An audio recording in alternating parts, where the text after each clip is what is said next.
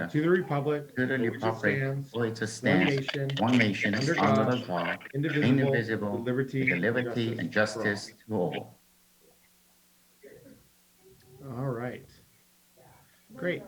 If we could get a roll call. Yes. Councilmember Dean, Yes. Councilmember Barnett, Here. Councilmember Harrington, Present. Vice Mayor Agramonte, Here. Mayor Harvey. Here, present. Sorry. Great. Go ahead and I'll just explain to everybody the public comment actions, especially since we've got new people. We're going to have public comment. I'll just kind of general explainer on public comment since we've got 44 attendees. We're going to have a couple public comment sessions. The first one is going to be general public comment. So if you're here for a specific reason that's on the agenda, for example, if you're here to talk about parklets, that first public comment is not for you. That's for items not on the agenda. Then each agenda item is going to have its own public comment section. So just to be clear on that. Secondly, we are operating obviously in a Zoom virtual world type meeting situation. So we are in the future now. And we cannot see you, but hopefully you can see us. We're getting some feedback. It looks like it's ended there. We can't see any member of the audience, but we're glad that you can see us. And we won't see you as we bring you in. If you would like to make a public comment, raise your hand virtually on Zoom, because we can't see you. So raise your hand virtually. It looks like Joanna's already gotten that done, so that's great. If you are calling in, go ahead and dial *9. Additionally, as some members of our participants group already have done, we are allowing people to turn off their cameras. Everybody's operating from their own home. And so people may have dogs or roommates or children or other things like that running around their house. And so we're allowing people to turn off their cameras if they'd like to. But we are asking that they stay in the room. If they're leaving the room, leaving the Zoom meeting effectively, they will be informing us. There's the potential that we could get Zoom bombed. Somebody could come into the meeting and try to take it over with a bunch of nonsense. If that does happen, we will go ahead and pause the meeting and try to get that person out of here and restart the meeting. If that's impossible, we'll start at a later date, but no action will be happening at the meeting if we do in fact get Zoom bombed and have to shut it back down. We'd restart on the same link. All right. So that's kind of the coverage for our public comment process. Appreciate that. Go ahead and turn it over to our city attorney who's not here. I'll turn it over to Dave Kiff, our interim city manager, for a report out on closed session. Sure, the council discussed ongoing litigation and directed the city attorney to follow a process that they agreed to, but nothing beyond that is disclosable. How wonderful. Thank you. Moving on, if we could get an approval of the agenda. Looking for a motion. Move to approve. For approve. Move to approve by Malin. I got a second from Councilmember Jack Ding. And if we could get a roll call vote, please. Councilmember Dean, Yes.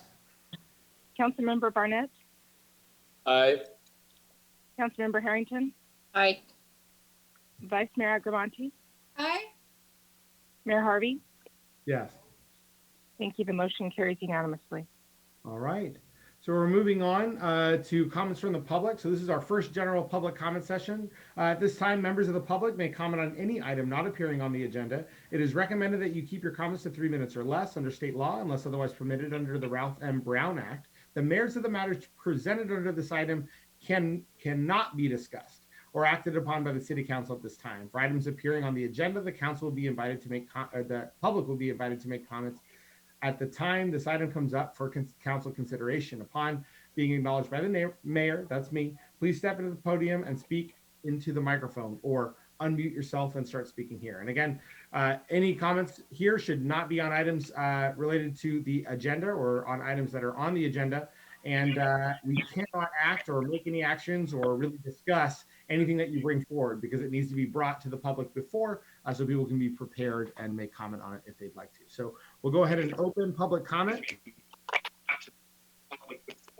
And we're still getting a bit of feedback. So if you are not speaking, you can go ahead and mute your microphone. And it may be me even. So go ahead and... Oh, yeah. Mayor Harvey, the council members the council members who aren't speaking are still showing as unmuted. It may be causing a little, if they can mute during while they're not speaking, it might be helpful. So Jack, Madeline, and Kelso could all mute during this time. I'd greatly appreciate it. And we'll go ahead and bring Audrey and Abigail in.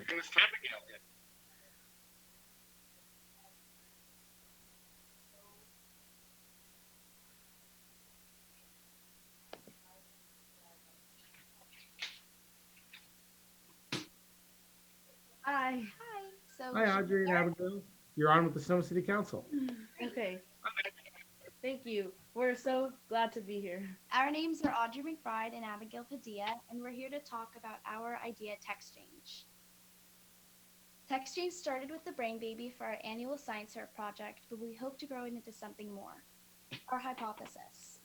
To decrease paper waste in our community and promote education in developing African countries, our solutions require action from City Council. However, to make sure that we are moving towards a more sustainable future for our community. Our first solution. Number 1, stop allowing schools to throw out their textbooks. Every 3 years, big educational companies, such as Pearson, come out with new copies for their textbooks under the guise of them being up to date. However, most textbook information has not changed in the last 20 years, so there's no use for throwing out most of these copies. Our science teacher, Mr. K, informed us that in the last 7 years he's been teaching at our school, he's gone through 5 up-to-date copies of the same book. He says that he feels bad for the waste and wishes he'd recognized the root of the issues earlier. Number 2, hosting public book drives in the community that people can come and donate to. Just last week, we hosted a book drive at our school and we're so happy with the number of people supporting our idea. We raised over $315 and 150 books, all of which will be going to schools in developing African countries with a nonprofit organization called Books for Africa. Number 3, mandating limits on paper consumption in public offices to reduce pulp consumption that ultimately goes straight to the landfill. We can also spread the word in our community through virtual events, local media sources, and informational pamphlets. The following is why we created TechSchange. We found out that 320 million books are thrown out each year. That is 640,000 tons of books. We also found out that only 57% of schools actually recycle their textbooks. Deforestation levels are at an all-time high, which creates more emissions than even the transportation sector. This can cause the extinctions of many species that live in the forests and ruins many other animal habitats. The drilling of landfills also upsets the animal habitats that used to live near the landfills. The U.S. paper and pulp consumption is expected to double in the next 30 years, and consequences will only become more dire. Unless people start to take a stand and make a change in their communities, we will be looking towards the future that is not our own and yet completely of our own making. Thank you for your time, and we'd love to discuss this with you further. Thank you so much, Audrey and Abigail. I appreciate your contribution and your commitment to the environment. Thank you. Like I said, we can't make an action on any of your items tonight just because of the Brown Act. So thank you for your engagement. And we'll go ahead and I'm seeing nobody else raising their hand, nobody else rising for general public comment. I'll give it a 3, 2, 1. Raise your hand now or forever hold your peace until your item comes up. We'll go ahead and close public comment and bring it back to the council. Do we have any meeting dedications tonight? Seeing none, we'll go ahead and bring it on to item 3.1. Oh, we do have one. I have one, yeah. Great. I would like, hold on, give me 10 seconds to pull it up. I would like to dedicate this meeting to Rebecca Hermosillo's brother. He recently was in hospice and passed away. And it's been a terrible year for that family. Rebecca's father just passed away this year as well, or within the last year. And so I'd like to dedicate this meeting tonight to Tony Hermosillo. I mean, it's a really tragic situation. Moving on, we'll go to presentations. Presentation regarding drought situation in Sonoma County by Sonoma Water. Well, that doesn't look like a drought behind you, but that certainly isn't Lake Sonoma.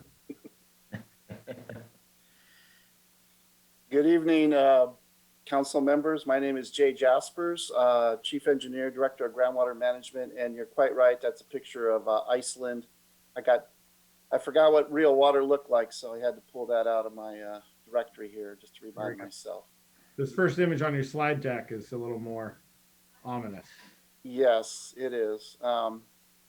So thank you for inviting us tonight to talk about the drought that we are in a second year on. And as a second year in a drought, it is, the stakes and the impacts are increasingly felt. I have a very brief presentation, and hopefully what I want to do is just briefly cover some of the actions that Sonoma Water is involved with in terms of responding to this drought, as we have done in past droughts. And we work closely with our water contractors, including the city, involving a regional and local response to coordinating water conservation, implementing innovative new technologies that we've developed with the Corps of Engineers and others in terms of operating our reservoir to save more money for water supply, and also actions we've taken with the State Water Resources Control Board over the last year in terms of reducing in-stream flows to preserve storage in our 2 reservoirs. So I'll just try to quickly walk through those. The first thing I just want to mention in terms of droughts as an emergency are a bit different than the wildfires or other emergencies like floods. And the vulnerability and the impacts of droughts really depend on your location and your circumstances, whether you have a larger aquifer or in a more robust aquifer or not, a groundwater depletion area, or your surface water supply. Does it come from a more robust and larger reservoir like Lake Sonoma or Lake Mendocino, which is much smaller and vulnerable to drought impacts, as you'll see. And there are different approaches also from a governance and management perspective, and it needs to be at the local level. And so we as a regional agency really work closely, as I said, with the county as well as cities and water districts from our supplies and our responsibilities, but also coordinating down to the city and water district level as it hits the retail user portion of drought response. And there's also, of course, rural residential and agriculture water users, primarily on groundwater, that maybe are not typically involved in an engineered system such as a city would provide or a water district. So just very briefly, some of you are probably aware of this, but I'll just have this map up here to show the Sonoma water system. We manage the Russian River. Hey, And Jay, I'm so sorry to interrupt. This is Colleen Ferguson, Public Works Director, City Engineer. I invited Jay to come speak tonight. Jay, I'm not sure if you know this, but when we look at our screens, the slides are not moving. And I know you've got some cool slides and I want to make sure everyone can see them. Oh, I'm sorry. Do you see any slides? I do, but it looks like a screen that's not in slide presentation mode. It looks like it's working on the slide mode. Oh, okay. I'm sorry. What I'll do is probably, can you see, I took it out of slideshow. Can you see me moving the slides now?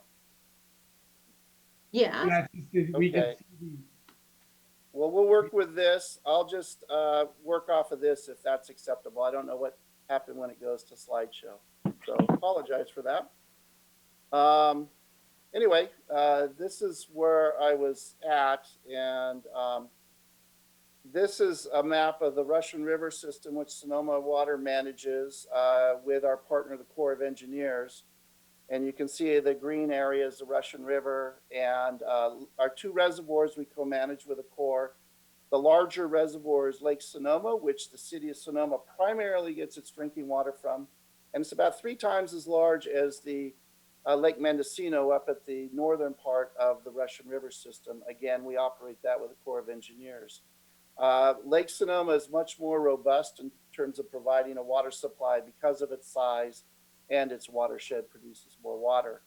You'll see the orange circle, that's where Sonoma Water diverts and treats its water and we deliver it through a series of pipelines to over 600,000 people in the urban areas of Sonoma and into Marin. And you can see there at the end of one of our aqueducts, Valley of the Moon and City of Sonoma, are our two water contractors in the Sonoma Valley. And so what I will do is just give you a brief update here of the last 2 years of where we are with rainfall and storage levels, so you can get a picture historically of where we are and how dry these last 2 years have been. And I'm going to start here with just a graph that shows from 1976 to 2001, the annual rainfall through April 8th for a given year. And you can, so this is up near Lake Mendocino, up towards the upper part of our system. And you can see the last 2 years, 2020 and 2021, are the second and third driest in terms of rainfall. And you can actually extend that out. We have another plot that shows 127 years of data, and 2021 would be the second driest year out of 127 years, and 2020 would be the third driest year. Corresponding, now if we look at that reservoir, Lake Mendocino, again, which supplies Mendocino County and northern Sonoma County, Cloverdale, Geyserville, Healdsburg, plus agriculture, and provides flow for fish species and recreation. It is really suffering this year due to these 2 years lack of rainfall. You can see again from 1959 to 2001, the orange is 2021, and the storage on this year, this April 5th of a given year, is the lowest it's ever been since the dam was constructed and operated starting in 1959. I mentioned that we have new methodologies for operating a reservoir that we developed with the Corps of Engineers and scientists from NOAA and Scripps with new models. And in last year, not 2021, but the first year of the drought, even though it was the third driest in 127 years, we were able to capture water that fell in the early part of the year using this new approach called forecast informed reservoir operations, first in the country to use this. And even though we had the third driest year, we were able to capture an 18% increase over if we had not utilized it. So that project there and that operation for that reservoir helped us through a very dry year last year and into the fall. And it was able to provide water users, farmers, and fish more flow through the course of that year. Unfortunately, we've had a second consecutive as dry year. Now I want to go to our larger reservoir, which is Lake Sonoma. And this one is one that is more directly linked to your water supply because water is released down Dry Creek and then to our diversion facilities and then transmitted to your city. And what you can see is the storage levels are about 3 times as high as Lake Mendocino. So we're okay, but we are the lowest we've ever been since 1996 is what this chart shows. So we're okay for this year, but if we have another dry year on this reservoir, there will be very significant issues to resolve. And so we're taking this very seriously in our overall management of water supplies. And then finally, I just have one slide on this, but this is a huge effort for Sonoma Water, as well as I know the city and all of our water contractors that are participating in the Sonoma Marin Saving Water Partnership. There's a huge outreach program that we've already started, and it will be gearing up. And then, of course, we have our different programs that we do year in and year out to save water, but now we're kicking it into the drought gear, if you will, for additional measures related to the drought. And some of those include conservation. Others include reductions in the lower. We're looking at possibly lowering the flows, in-stream flows in the lower part of the river to match what we've already done. And also potentially looking at some potential reductions as we move forward. We're working with our water contractors, including the city, on those discussions as we leave the the wet part of the year, the so-called wet part of the year, into our dry season. And so we really are concerned about the upcoming summer and fall. And we are also very mindful that we could get a third consecutive dry year. And so we're not just looking in the near term, we certainly are. We're also looking at next year too, and what kind of measures can we put in, because nobody can predict the weather that far in advance. And so with that, that concludes my remarks, and I'm happy to answer any questions you might have. Thank And you I'll so much. just, oh, excuse me, Mayor Harvey, just want to mention that the city's water conservation coordinator, Mike Brett, is also on the panel to answer questions that may come up about city-specific water saving tools and information. Great. Thank you so much, Colleen. Jay, just want to thank you for your presentation to start out with. I guess the one question I would have is, considering that last year was such a dry year as well, why did we wait until this year to start conservation efforts? Well, we didn't, we conserved last year too. So we have an ongoing process. And actually we also, starting last July, we petitioned the state to reduce the flows in the upper part of the river to help conserve some additional water. So Great. we conserve all the time, and we just kicked it up, given the second consecutive year into another year, so to speak. And are we going to see outreach to residents about watering lawns and washing cars and stuff like we did in kind of like the 13, 14 era? Yes, we're working with, the city and our other contractors for multimedia outreach, social media, print media, radio, etc., like we've done in the other droughts. Yes. Councilmember Harrington? When are we going to know the effect on water rates? I assume that water is going to be more expensive. Yeah, so what happens is that, we have our water rates established for this next year. We're going through that process now, and it's by formula. So Sonoma Water, when we sell less, because during a drought we sell less, we have to rely on reserves to make that up, because our sales are lower, obviously. So that's how that works. We have a formula through our restructured agreement with our water contractors where our rates adhere to that. So we have to have a prudent reserve to cover these kinds of contingencies. So for this year, the water rates will remain the same, or what? The rates are already set, and if they had to be increased, they would be increased next year? Yeah, they've been approved through the Water Advisory Committee, which is the electeds for all our water contractors. They still have to go to our board, but that's, that'll be here shortly. And so that'll be part of the process. So they're essentially established pending our board approval. My question is, in order to increase our local resource, that is the groundwater resource in the Sonoma Valley, do you have any plan, or if any data, or in your mind you can share with us?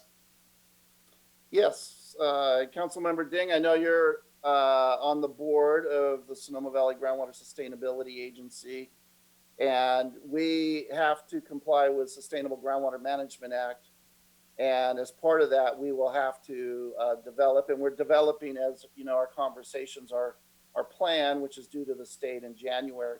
Part of that is going to be projects to meet the sustainability criteria that we're developing, the GSA is developing. And those projects will be projects like conservation, bringing in more recycled water to offset pumping, as well as what we call conjunctive management, which is recharge of rainwater, but also potentially bringing in wintertime Russian River water through our pipelines and putting it down the deeper wells so that you can fill your aquifer up in the wintertime, so that during droughts in the dry period, then you can use it. And we've, matter of fact, Sonoma Water and the city of Sonoma worked together. We got a grant, and we actually put a well in and tested that, which was a very successful program. And so I think we're well set up for that kind of a program moving forward. not only to comply with SIGMA, but also to respond to these droughts. Thank you so much. Great question, Jay. Now, another question, do you have any education program available right now during this season? For the drought, Yes. yes, we do. It was on my slide where we have a whole education and drought awareness program. It's in the Sonoma Marin Saving Water Partnership. If you Google that, you can access that information. And there will be a bunch of drought walk-up awareness events where people can get, buckets or timers and different things like that for shower heads for water conservation. We did this I think the last 2 droughts, we did this drought walk-up. And again, with our regional partnership as part of that. Thank you again, Jay. Thank you. Other questions from other members of council? All right, seeing none. So I guess we'll start to see public outreach around conserving water and reducing water. I see Colleen Ferguson has put in to the chat, savingwaterpartnership.org. You can go to check out that website and learn how to conserve water. I'm assuming we're going to put out some social media outreach and maybe a press release in the paper as well from the city. I'm seeing Colleen nod. Go ahead. Right, and I know our water conservation coordinator is communicating with other folks in the Sonoma Water Saving Water Partnership. And here's Mike on screen now. As that rolls, we go with it, and whatever they're putting out, we bring to the city's website and social media and all. And it's really helpful that we do it as a unified approach countywide. Everybody's getting the same message. They talk to their neighbor, they're hearing the same thing, no matter who they're getting the water from. And that's how we like to do it. Great. Yeah. And I'd like to thank Jay, especially for taking the time to the presentation. Jay lives right here in Sonoma, so he understands Sonoma water particularly well, and I appreciate him being here. Great. Thank you. Well, thank you, Jay. I appreciate your presentation. Thank you, Jay. All need to be concerned about and paying attention to as citizens, and shorten your showers and try to greenscape your lawn so it's a little more drought tolerant, and let's conserve as much water as possible. Certainly. It looks like we have some people raising hand for public comment, but we weren't intending to do public comment on this one. Considering that members of the public would like to speak, is it okay for me to allow that? I think I'm allowed as the mayor, right? So I'll go ahead and allow some public comment here. We'll go ahead and bring in Joanna first.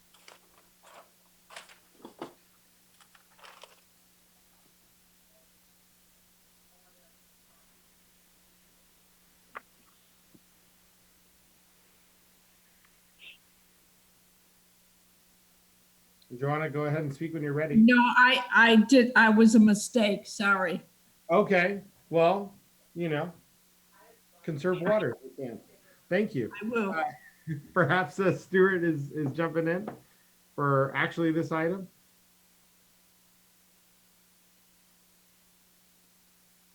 Can you hear me? We can indeed, Stuart. Thanks for joining us. Thank you, Mayor. My question is, and first off, our whole yard has been converted to rock and succulent, so we are doing our part in the thing, and it's for fire safety and the whole deal. Fantastic. The question is, when does this start to impact our fire safety concerns and water supply? The city has been doing a lot of high density projects, and things are changing pretty dramatically. Specifically back in 2017, my question pertains to like reservoirs at the wineries. Goonlock Boonshoe, in my personal estimation, was instrumental in saving the east side here. There were helicopters queued up at that reservoir the whole time. And the story goes is the dad at Goonlock Boonshoe would not empty the reservoir because of the fires he went through in the 60s. And all we heard on the east side was helicopters. When there was daylight, there were helicopters sucking water out of that. And are there restrictions coming that could possibly impact that kind of a safety device for us? So that's my question. That's a great question, Stuart. Thank you for your public comment. We'll go ahead and bring it back to the floor. I'm seeing nobody else rise, so we'll go ahead and close public comment. Do we have an answer on that one? Obviously, Gun Luck Fun Shoe is not within the city of Sonoma's jurisdictions. We really don't have any winery manufacturers or really great growers within our actual jurisdiction. People often don't know where our lines begin and end, but we're ending right about Fifth Street East, pretty much. A little bit further than that, about 7th Street is kind of the end of our jurisdiction towards the east side. So Jay, do you have any comment there? I'm assuming that the speaker was referring to potential groundwater. You know, if the ponds were filled with pumping groundwater, might there be some regulations? There's no regulations as such that I'm aware being contemplated now through the Sigma program, and I'm sure that the GSA board would kind of take in the public safety aspects of that kind of an operation. Certainly. And I'll just comment, we've been seeing people pitch development that has pools and things like that as part of the fire safety kind of matrix. So I think as we're well aware of that. I doubt that we'd see major regulations coming at the county level or state level that would block large pools of water near burnable hillsides. So yeah. Great. Not hearing any additional comments from council. Jay, really appreciate you coming to comment on this important issue. Water is one of those things that we all need, and we don't often think about, and we're lucky to live in a country where we don't have to think about it. We just open the tap, but we need to think about it now and try to use as little as possible and not waste it. And Colleen, I thank you for your efforts, and Mike as well. As you can tell, Mike conserves water by not shaving, and I do the same thing. So it's a great thing that we share. So I really appreciate your folks' time, and let's all try to conserve as much water as possible. Quick showers, let your car be dirty for a while. Thanks, guys. Moving on to consent calendar. All items on the consent calendar are considered to be routine and will be acted upon by a single motion. There will be no separate discussion of these items unless members of the council, staff, or public request specific items to be removed for separate action. At time of the council may change the order of the agenda. Great. So we'll go ahead and do we have any comment on this? I know our city manager wanted to pull one of these items. I wanted to pull the one on the commission selection. Okay, so that would be item 4.4. And Mayor, I would like to pull 4.5. All right. And Dave, did you want to pull item 4.3? Item 4.3 is an item that needs a little bit of direction from you. Okay, beautiful. As does 4.2, correct? Wasn't there a question within 4.2? There was a question about allowing staff to go, I'm forgetting the term, David Storer, but about allowing you to go up to 165,000. I believe David here with the city planning department, we the outsourcing, or excuse me, sole sourcing allows us to go directly to a vendor should we not have a successful arrangement with the de novo that we placed there in the packet. And we would like the ability to go up to the amount. I think did we put 160 in there, or was it 110? I forget. 110. Yeah, 110. Our second proposal that we received was for 165, but I think if we go north of 110, we should come back to the council. Okay. Does that satisfy, or Kelsey, do you want to pull it and have discussion about this item? I was under the impression that there was a question within that. Well, if a member of the public has a question about it, they can always pull it, right? All right, I thought that David was asking us to give him authority to sole source that up to 165. Yeah, I'm sorry. I apologize. I think the staff report, we put 110 in there, Councilmember Barnett. Okay. Great. So we're going to go ahead and we're going to open this up for public comment. And I see Joanna with her hand raised. Hopefully for the right item. Joanna, you're on with the Sonoma City Council. I can't get my hand lowered. All right. You know which I'm item you want to? I'm so sorry. I don't know what's going on. Which Sorry. item do you want to comment on? And I'll just make sure to call you for that one. Nothing. Nothing? Okay. No, If I'm you look at the sorry. bottom of your screen or click on your name, sometimes that can lower your hand. We got your hand down. Well, thank you, Joanna. Yeah, you got my hand down? Okay. Yeah, you 'cause- did. You're the most excited member of the class, so that's great. We love it. We love bringing you on. So thank you. So we'll go ahead and I'm seeing nobody rise for public comment. I'll go ahead and close public comment and bring it back to the council. And I'm looking for a motion accepting and tell me if I'm wrong, or I'll just go ahead and make the motion because I'm already talking.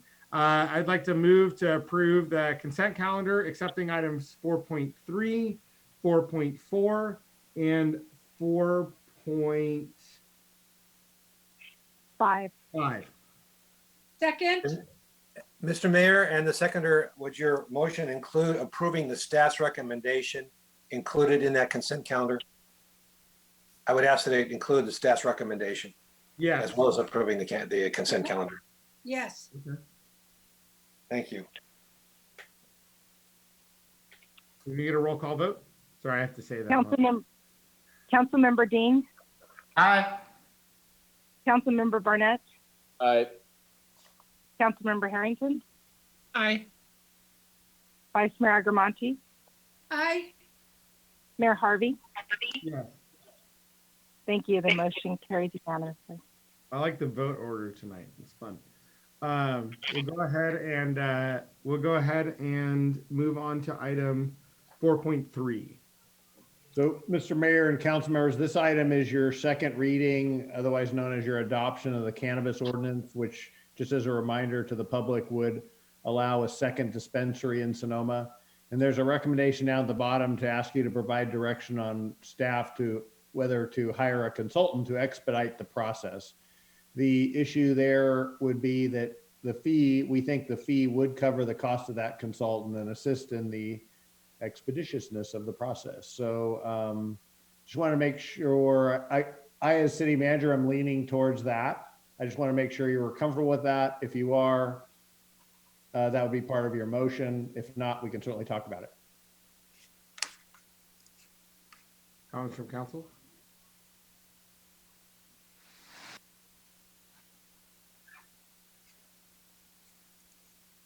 Okay, seeing no questions, we'll go ahead and bring it out. So your question again, David, is whether we want to have you hire additional help to make this go expediently. That's correct. Great. We'll go ahead and go out for public comment. I'm seeing no one with their hand. Oh, here we go. We got Gil.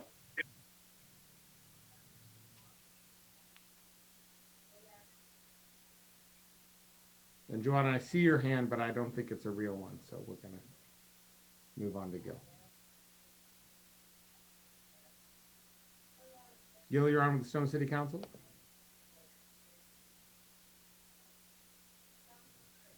Oh, no, you're not yet. You're still an attendee.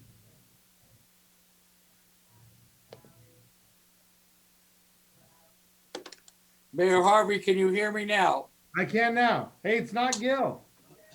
No, it's Ken Brown, former mayor. Thank you for the opportunity to speak to the council. Sure. I'd like to give you all a little history lesson just to help put things in perspective. The history of permitting a dispensary in Sonoma actually goes back 20 years. In 2000, the Sonoma County Hemp Bank operated on Napa Street. It eventually closed. 4 years later, in 2004, city planner David Goodison determined that a medical dispensary could open on Broadway, just south of the plaza. Of course, there were all kinds of political shenanigans behind the scenes, and it never came to be. That story is in the Press Democrat archives. Then, of course, is the 2014 attempt by the city council to permit a dispensary, which succeeded, but then it didn't. Many of you know that story. I sure know it. To know the history of cannabis in Sonoma is to understand this whole process has been going on not for just the past 3.5 years, but for 20 years. Are we tired yet? I am. A new national poll found that 69% of Americans now support legalizing cannabis. That's an all-time high, no pun intended.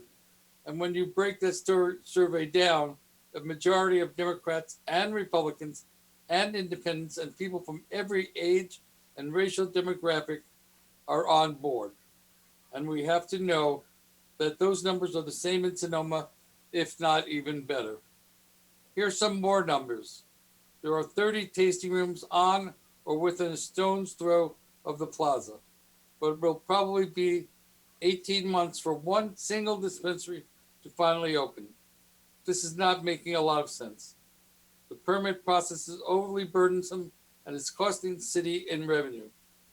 And not only is it costing the city, it's delaying patients' access to the wider availability and choice of products that make their lives better.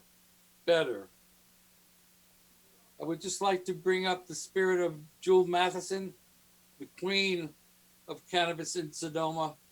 And Jewel was an advocate for medical cannabis, and so am I. Thank you for the opportunity. We appreciate it. Thank you very much, Ken. And next we have Richard Silver. Rebecca, would you just give me a 2-minute and a 1-minute thing? Because I like to be able to see people when I'm speaking to them as opposed to the 3 minutes. I'm not going to go much more than a minute and a half. Is that possible, Mayor? Can you just make your comment, please, Richard? Well, I want to look at people. I don't want to look at 3 zeros, but that's what you want to do. That's what you want. I've got a surprise. That's why. Turn the camera on me. Can you see me? No, we can't see you. Can you start the time, Rebecca, please? All right, reclaiming my time. Okay, I'm going to be brief. Greetings and salutations, members of the City Council and assorted others. Tonight, I will be speaking about your favorite topic and mine, money, and this is chapter 4. I have gone through extensive research, reading the HDL reports till it has become a cure for insomnia. And this is what the takeaway is. Every month that there is not a dispensary open in the city of Sonoma, the lost opportunity cost in hard US dollars is $20,000. So when Ken was mentioning 18 months, that's $360,000 that did not go directly into the city coffers. I am a big advocate of supporting your desire for appropriate and legal revenue. And I strongly urge you to hire a consultant or any other entity so necessary, because your application fee should cover your cost to pay said entity. And as Madeline knows well, having $20,000 a month revenue means that I can treat the whole city council to the ice cream social with strawberry ice cream. So I encourage you all to look long and hard. And if it takes you another 6 or 8 or 10 months to go through that process, it could be $250,000 in opportunity lost to the city. We all need money. Thank you for your time. And I hope you will ponder this seriously over the coming days and weeks. Thank you, Richard. Appreciate it. I know you do. I do. It's great. I appreciate that, Mayor. I will go ahead and bring on Josette Bros Eicher.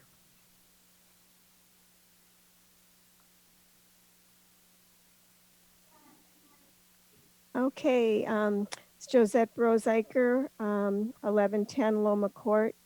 Hi, City Council members. I really want to thank you for all you have done on creating the cannabis ordinance, reviewing sites and applicants, and adding permitting a second dispensary. At this point, I know the major concern is council and staff time for this and all the other priorities the city has. Please do not put this on the back burner.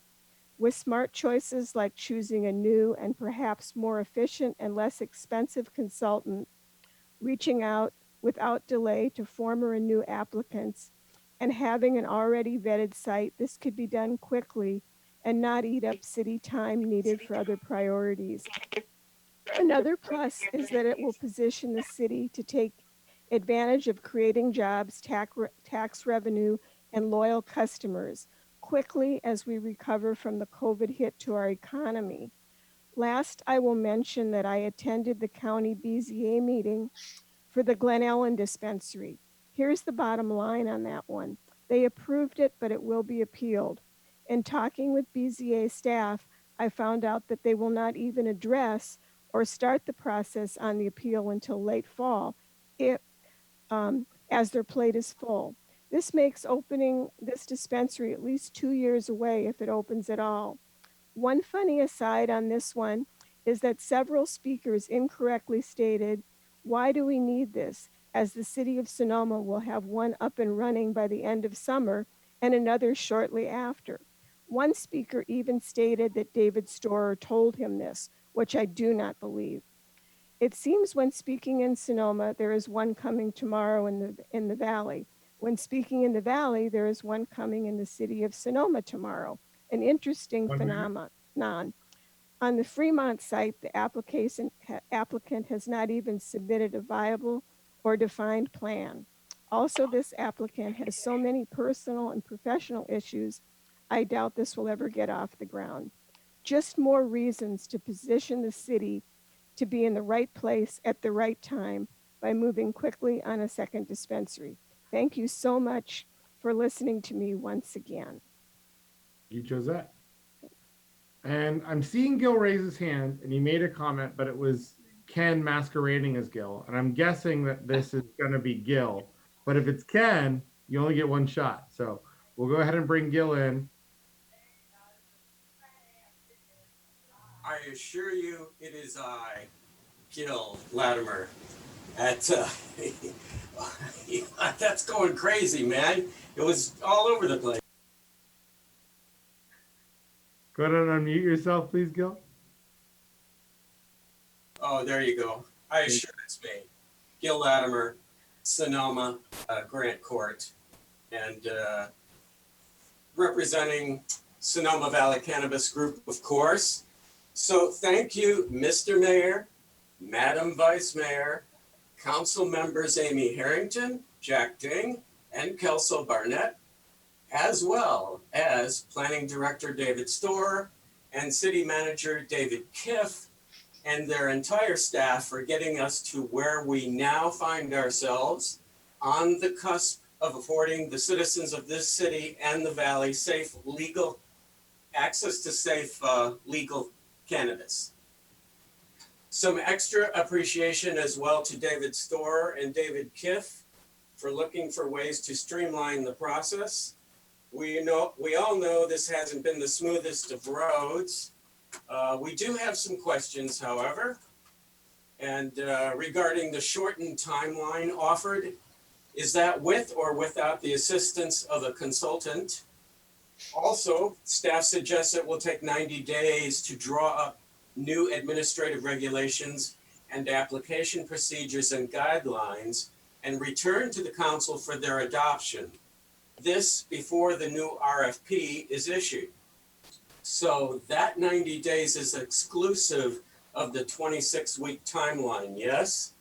If that's the case, then we're looking at a total of 38 weeks plus 5 more months for the land use and building permit process and the final confirmation. Is the best case scenario for the opening of the second dispensary 14 and a half months until late summer of next year? Wow.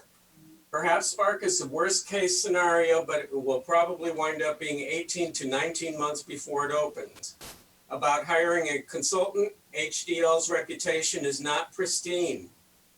A number of jurisdictions have had issues with them. Most recently, it had to give the city of Fairfield its money back over scoring irregularities.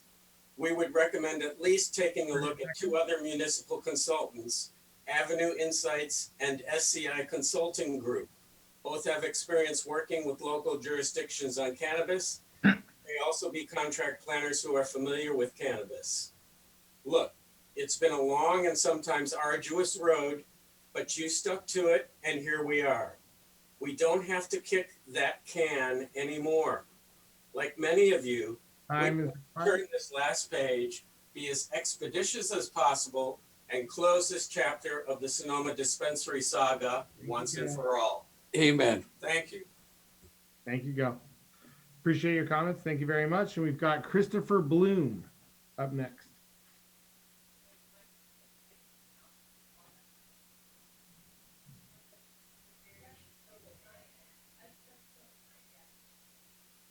Hi, good evening, Mayor, Vice Mayor, and City staff. My name is Christopher Bloom. I am with Element 7. We were one of the applicants last time that ended up just outside the top 5. So I've been paying close attention to this. Obviously, we feel like we really missed an opportunity, and we've grown quite a bit since the last RFP process, and we'd really like to be a part of this one.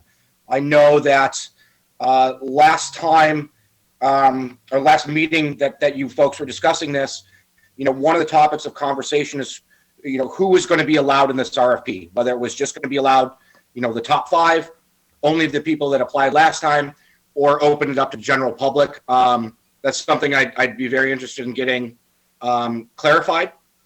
And then my other question, or actually comment, was I noticed in this new round, one of the things you changed in order to streamline it was require a site from the very beginning. I would recommend against this. I think that, most other jurisdictions do that. They require a site from the beginning. I think that's something that the city of Sonoma did absolutely correctly by not requiring that and choosing the best applicants and then having those applicants go in and get sites. All too often what happens is that, the best applicant may not be able to secure the best site, but because that application was tied to that site, they're stuck with it. When Sonoma decided to choose the best applicants and then have them choose the site, you got to weed out some of the others that, maybe you didn't want there. Unfortunately, we fell on just on that side of it. I think we were number 6. But I thought that was a really good process, especially with the real estate market as it is now, and the process as drawn out as it is. It's a huge waste of money. And if other businesses have or want the opportunity to move into these spaces and open up shop quickly because the regulations don't stand in their way quite like they do with cannabis, they should by all means have that opportunity, because that tax revenue is going to get to the city quicker. It may take a little bit more with the process to, judge and then have them pick out the site and then have them do the review process. But in my opinion, that was something that, Sonoma really stood out and excelled. And I think it should be noted. I've commented this for many other cities that they should have taken your lead and required a site at a different time. So with that, I thank you for your time and look forward to hearing your answer. You, Christopher Bloom. Seeing no one else raising, we do have Siobhan Brady.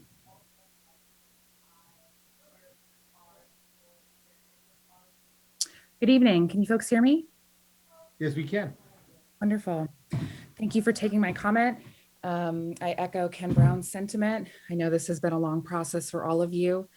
I'd like to say that Justice Grown is very interested in participating in this process. And as you folks know, we were the runner-up in the first round.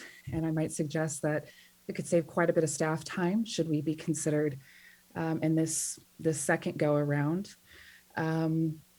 We've been pretty committed to the city of Sonoma, have longstanding in the town.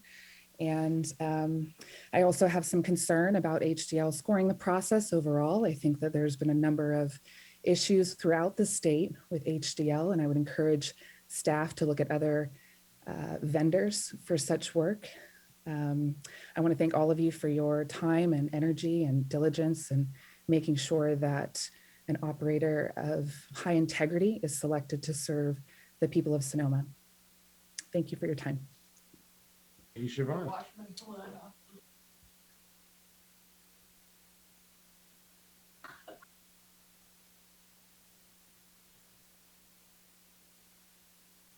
Thank you very much. Okay, I'm seeing nobody else rise for public comment.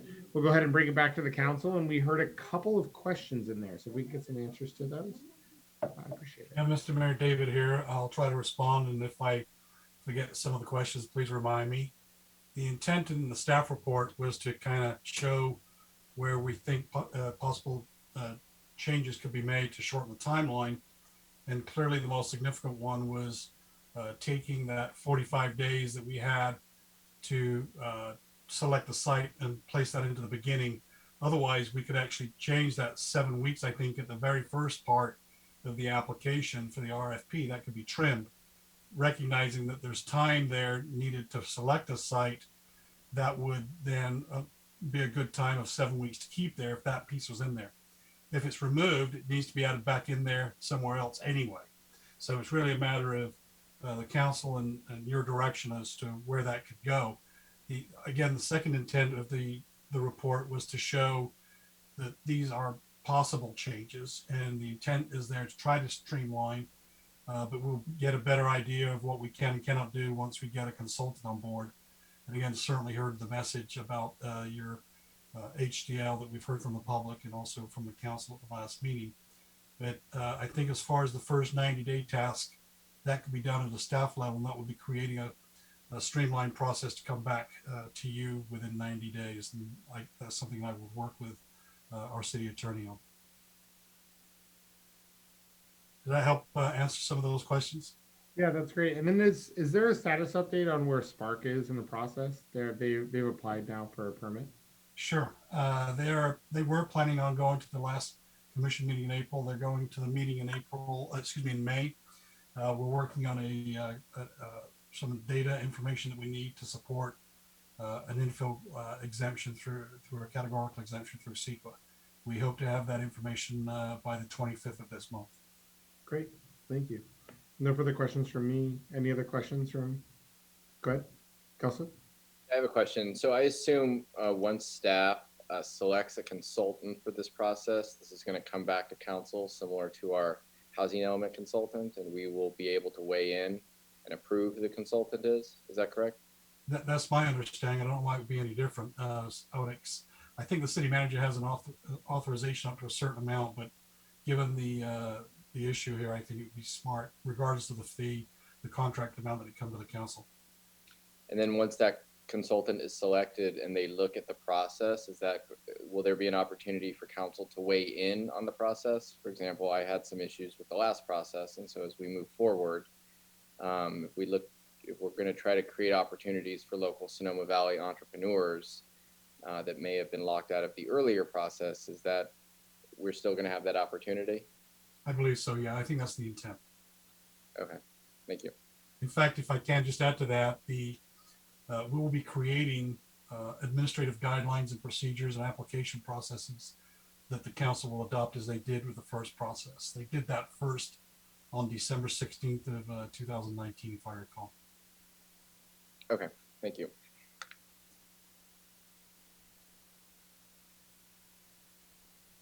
Sorry, I'm trying to eat a little bit of dinner. Any other comments from any member of council? Okay, great. We've had public comment. So do we have a motion on this item?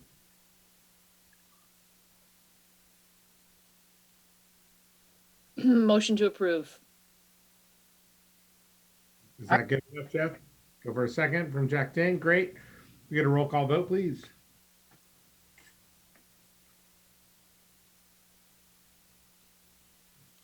Councilmember Dean, Aye. Councilmember Barnett, Aye. Councilmember Harrington, Aye. Vice Mayor Agramonte. Unmute. Madeline, you're muted.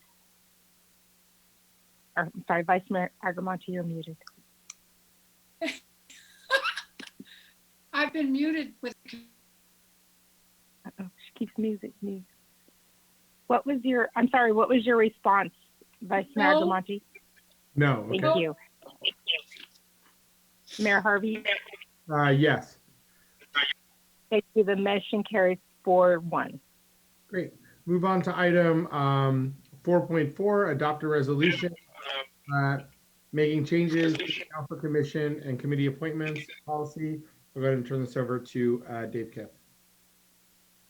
So, Mr. Mayor and council members, this was Rebecca and my attempt to put in some type of verbiage, what you, as well as through, I think, primarily Councilmember Harrington's motion reflected. So I maybe, again, this was about what happens in the event that a council member is reelected or that a council member is appointed and not elected. And I'm happy to take any of Councilmember Harrington or the other group, the other council members' comments on that, as is Rebecca. You want me to put that on the screen, Councilmember Harrington, or? Yeah, that'd be great. Okay, let me see if I can find it. Go ahead, Councilmember Harrington. I guess before we get to public comment on this item, I just read the second part and I don't know that it helps clarify things. So maybe the way I read it is what you're saying is if you are appointed, you cannot pick the commissioners, but if a special election were held, then you would pick them. Is that what it's supposed to say? Yes. I recall Councilmember Barnett talking about this at the meeting and saying that he could understand not replacing someone who was when the council member was in an appointed role, but that if a special election occurred, then that that person elected at the special election would get a chance to make his or her appointments. So I guess I would just add in item 2 in sentence, I think it's the third one, just add the word following the seating of a newly elected, even though it says elected in the, if a council member leaves office before their term concludes, the departing council member's appointee can remain on the Group B commission until such time as the appointee is reappointed or replaced by the council member newly elected to the departing council member seat. It's a little awkward.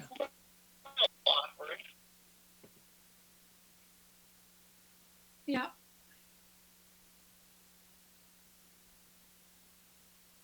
How about just write, if a council member leaves office before their term concludes, the departing council member's appointee can remain on the Group B commission.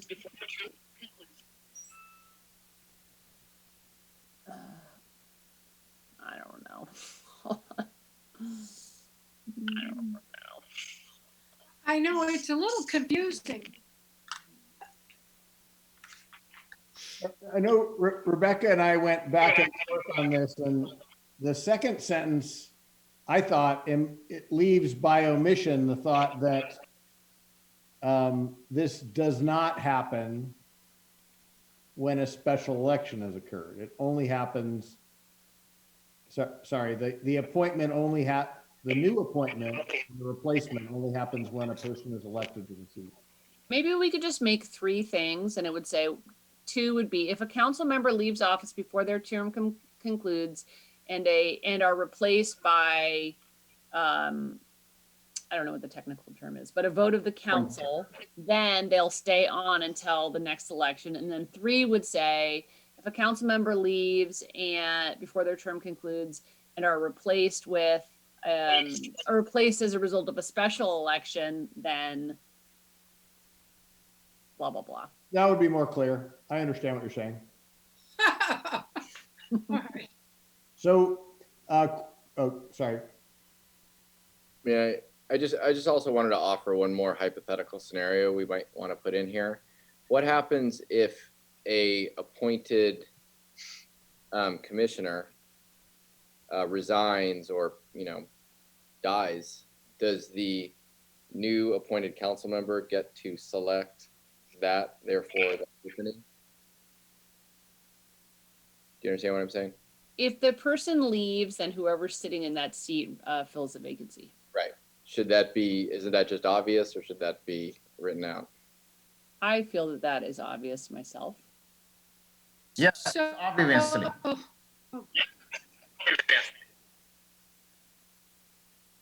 Yeah, but with these new rules, it may become less obvious because we have to use steps now. We have like a spelled out process.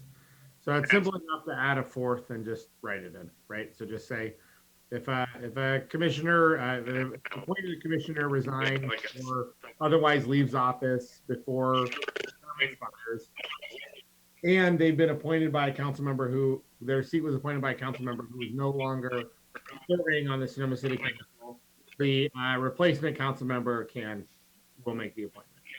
Right. Well, now that I'm thoroughly confused,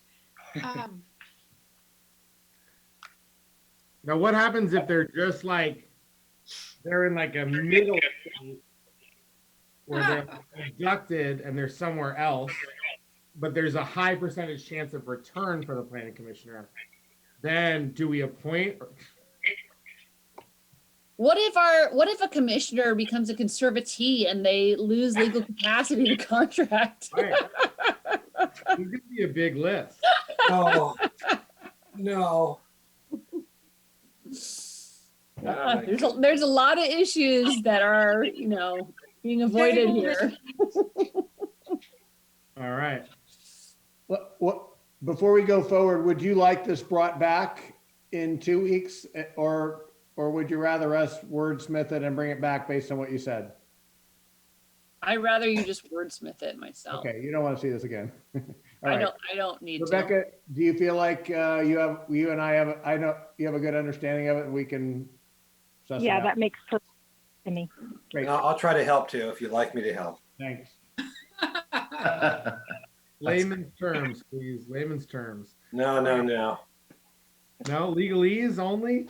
God. It's much more precise.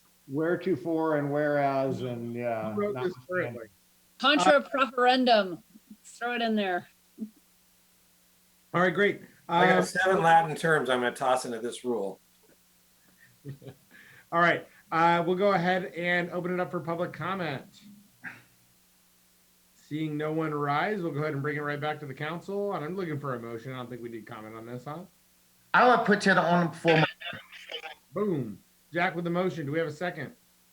Second. Seconded by Kelso Barnett. We'll go ahead and go for a roll call vote, please. so Councilmember, could I say something? I can barely hear you. It's all garbled, so I don't know what was just said. So we had Jack Ding make a motion. Kelso Barnett seconded that motion, and now we're looking for a roll call vote. To do what?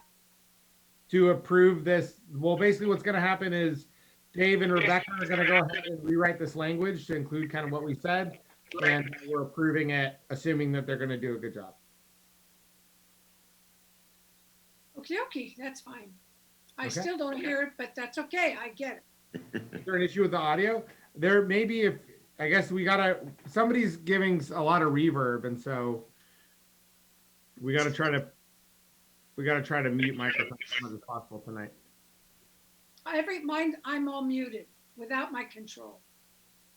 All right, good. If we could get a roll call vote, please, Rebecca. start at the top. Councilmember Ding. Aye. Councilmember Barnett. Aye. Councilmember Harrington. Aye. Vice Mayor Agramonte. Aye. Mayor Harvey. Yes. Thank you. The motion carries unanimously. Mayor Harvey? Yes. We actually do need to go back to 4.2 just to complete Oh, that's right. a trifecta of repeats on this. Okay, yeah. Let's just do that now then. Okay. I think we have to do 4.5 too. It's pretty simple on 4.2, and I'll share my screen here.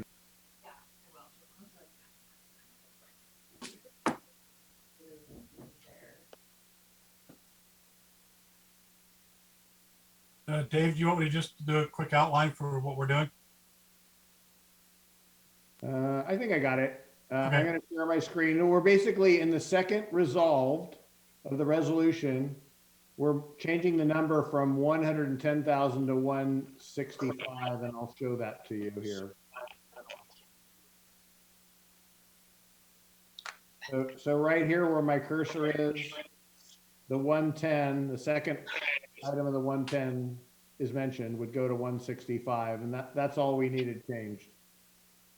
Happy to- At the top two, the title needs to change to, David. Thank you, Mr. City Attorney. Yes, indeed, right up here. Amount not to exceed 165. Yeah, I want to thank Councilmember Barnett for pointing that out. I made an error by not putting the 165 limit in the resolution, but it was in the staff report. So thank you. Can you, Dave? Now, listen, wait. You know, the agenda item says 110. We're stuck with that. You can't go above that. Yeah, yeah. Yeah. So we'll bring it back. Yeah. Okay. We'll bring it back. So we'll move on to item 4.5. Yeah. All right. Consideration, discussion, possible action to accept the City of Sonoma housing element 2020. I'll go ahead and turn it over to David Storr. Yeah, thank you, Mr. Mayor. We've already submitted the data to HCD, and we wanted to kind of present that to the council. The good news here is you see in the staff report that we've already made our arena for the 5th cycle. We have 2 years left. We're at 170 units. I think the diagram in the staff report represents that. So we're well on our way to making all of our arena numbers in all of the categories. We're at par in the VLI, but these can be attributed to the Saha project, Altamira, Alter something else right now, and then also the Mockingbird Lane project. Those are the ones that kind of took us over the hill, so over the limits. So thank you to everybody for the support in providing housing for all income levels in the city of Sonoma. That concludes my comments, Mr. Mayor. Thank you. Questions, thoughts from council? Yeah, I mean, I pulled it just because we're about to embark on our next housing element, and I just think that the public should sort of know what was in this report and how we've been making tremendous progress on the 5th cycle, and we should be proud of that. And I just wanted to compliment planning staff for putting together this report, and I just wanted it to be pulled. Obviously, it's timely considering we're embarking upon the housing element. So. Great. And just for in layman's terms, what RENA allocation numbers, if everybody could mute, please, because I'm getting the reverb. I think it's like it's coming from you, Malik. If they're just in layman's terms, RENA numbers or regional housing needs assessment numbers that come from the state. How many housing units we need to build according to the state. And these are at low income levels, middle income levels, and at market rate levels as well. The city has met all of these requirements over the last cycle. I believe it's a 10-year cycle. And so, yeah, that's a great news. There's the new affordable housing project on Broadway looks beautiful, and it looks like it should be opening up fairly soon.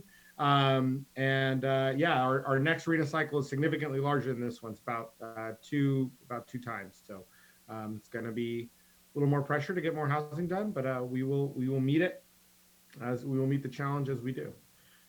So great. I'll go ahead and open it up for public comment. I'm seeing Fred Albach raising his hand. We'll bring Fred right in here.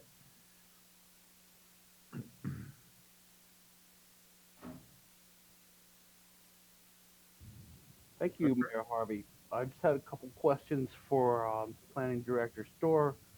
I was curious what would happen with any units that were produced in 5th cycle RENA before 6th cycle RENA starts. Will those try to be applied to the 6th cycle RENA?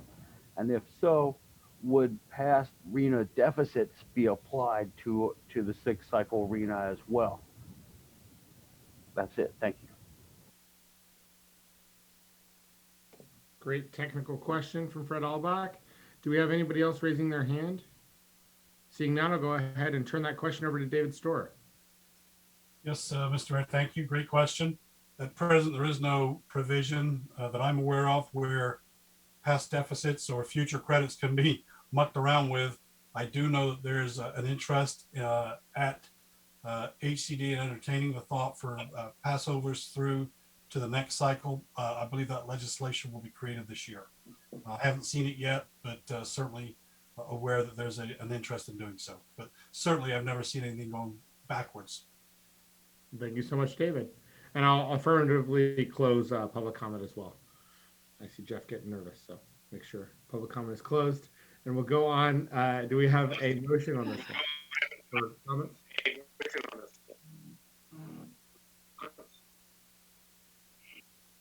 Yeah, something's going on with Madeline's computer.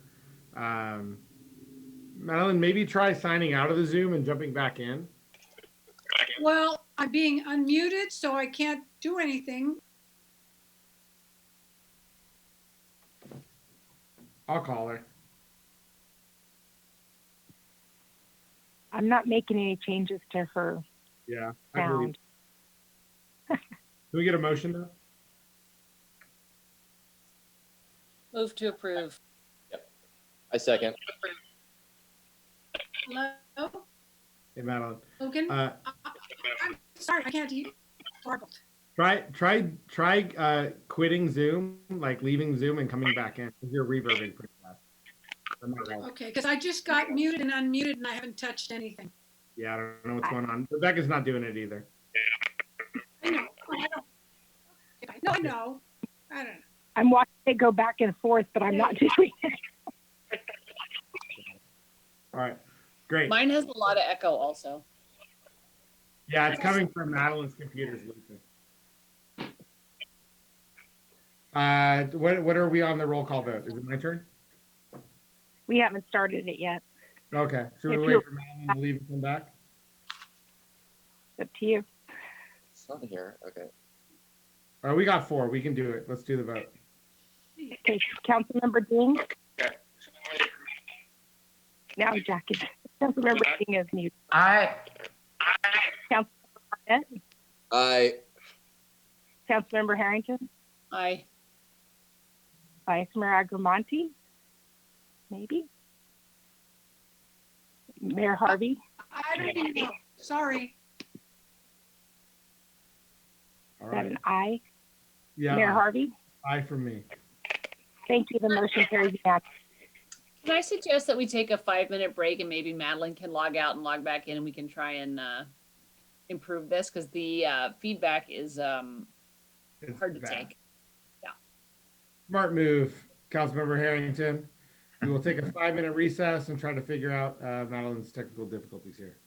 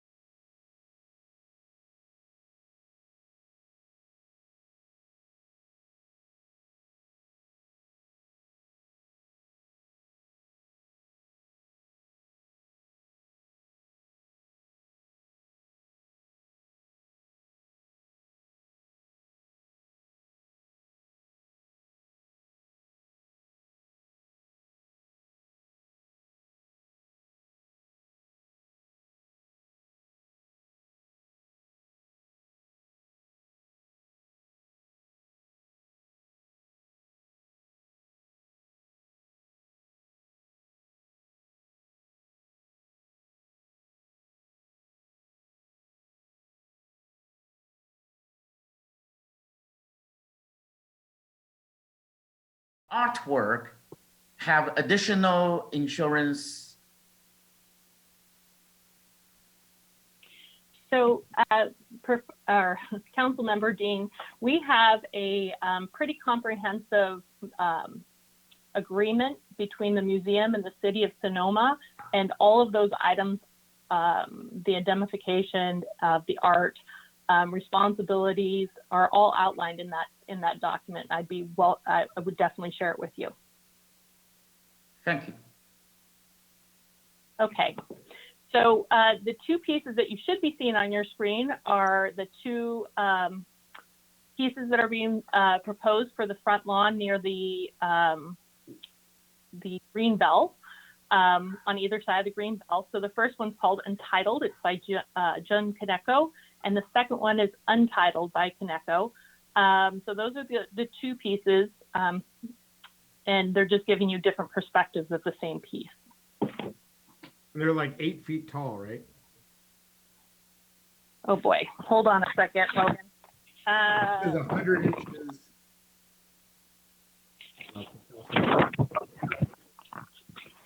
They're good size. They are 100 inches tall. They weigh roughly about 1,500 pounds and 1,600 pounds. That's huge. Yeah, that's pretty cool. So the second artist that will be on display, or proposed to be on display, is our artist Catherine Daly, and this is her Aurora the Third. Okay.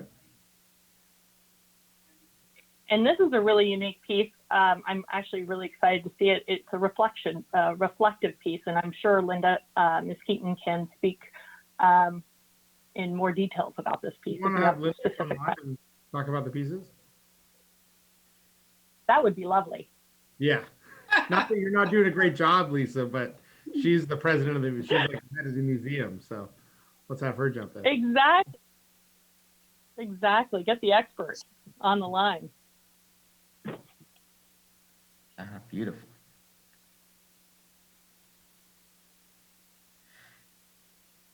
It is so beautiful. Thank you, Lisa. Linda, you can go ahead and talk now. These, thank you. These two pieces are by artist Bruce Beasley, and they're granite pieces. He's shown them in a number of places, and these are two that we're proposing for our installation as well. And I think there should be one more group of three. Yeah, and this is 3 pieces by Peter Hassan. The lower one that is illuminated is a very large piece. It's about 8 feet tall as well. And then the other two are smaller, maquettes, smaller, a little bit smaller scale pieces, but on high pedestals. So they're appropriate sizes for public art. And Lisa, Linda, do you want me to go to there? So Linda, are these the only two that the Untitled by June Kaneko are the only two that you're requesting to put at the Plaza lawn? Those are the two that I'm asking to put on the Plaza front lawn, yes. What would these be on? They would be on like a metal plate, or they would be on a stand, or how would they be displayed? They're on 5x8 metal plates, and the pieces are welded to the plates, and they're put in place, and then wood chips, red wood chips are put over that plate to mitigate any tripping hazard. So you don't see the metal plate. Yeah. So it's not going to be displayed this way. Yes, the table that it's on will be, that's what will be welded to the metal plate. Oh, thank you. You're welcome. Oh, the table will be on metal plate. Yes, yes. Yeah, I was like, how are you going to weld ceramic? I have a question. So when we were talking about, I believe someone said this was 100 inches tall. Does that include the table? Yes. Okay, thank you. Why? Can I ask another question? Yeah. why is it important to have these in front of City Hall? And I know previously we had our Arts Commission, which I would really want ultimately them to be involved because I think this is a great project for them. Talking about placement of works in our public spaces. So what is it about these that, why do they have to be on the front lawn? Or do they? God, excuse me. These two pieces, I selected these two pieces for the front lawn because of their, for actually for a number of reasons. They fit into the theme of the exhibition, a delicate balance, and because of their size, their scale, the stature, excuse me, of the artist, because they would be cited because of the aesthetics of citing them in that front lawn. And also because it's a strong statement of support of the arts and culture. And my feeling is that it's by placing the art of also an Asian American artist, that it indeed is also a strong show of support for the Asian American and Pacific Islander community at a time when it's sorely needed. It's a very prominent position. It's very visible. And those are the reasons why I've selected these two pieces for that front lawn. And do you think that if it could not be on the front lawn, you would not want to have it somewhere else? There is one other siting that I think would work for these pieces, yes, but I think the best siting is to have them at the front of the plaza lawn. And what is the second best siting? Probably, right now I have the two pieces from Bruce Beasley sited across from Maya Restaurant on that corner there on either side of the sidewalk. And I would probably switch those to another location and put these two heads there if there was a reason to move them over in that area. Kind of the start of that little promenade with the trees Yes. there. Yes. Yeah. Okay, thank you. We've cited public art there previously. Yeah. Is it possible to, I'm hearing some of the concerns from Colleen. Can we stop sharing screens so we can see each other too? Is it possible to shift the location of these back from the very, very front of that front lawn a little bit? Yes, absolutely. Okay, because if they were back a little bit, they might be less visible for cars driving by. Also, people, what they want to do is capture a picture of the statue, the art with the city hall behind it, right? And so if it's back shifted far enough, they could probably get that photo without being halfway into the street. They could. Yeah, they would work being set back a little bit.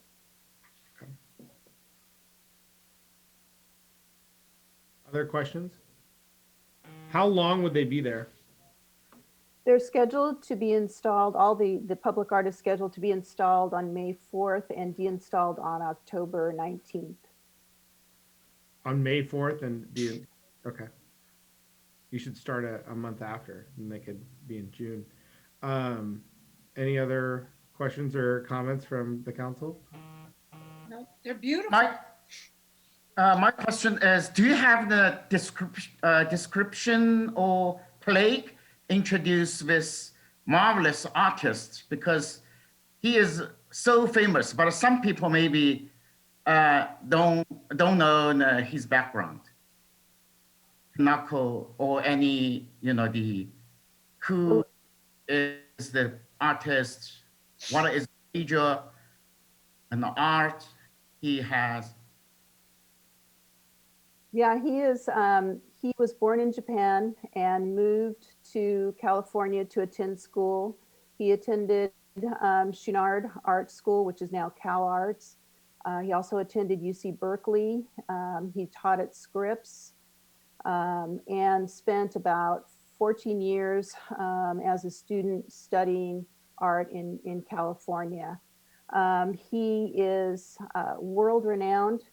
He works in a number of media right now. He's living in Omaha. And so these pieces are scheduled to be shipped out from Omaha. But you're right, Councilmember Dean, he is a world-renowned artist, and we're very fortunate that these pieces became available. Will there be a placard kind of describing things about you? Yeah, we have signage for each of the pieces, and the signage says, "Please do not touch." And it also lets people know that this is a partnership between the city and SVMA, and we'll have a little description. There's a little bit of verbiage at each of those signs, and they're very low. They're the same signs we've used in previous exhibitions.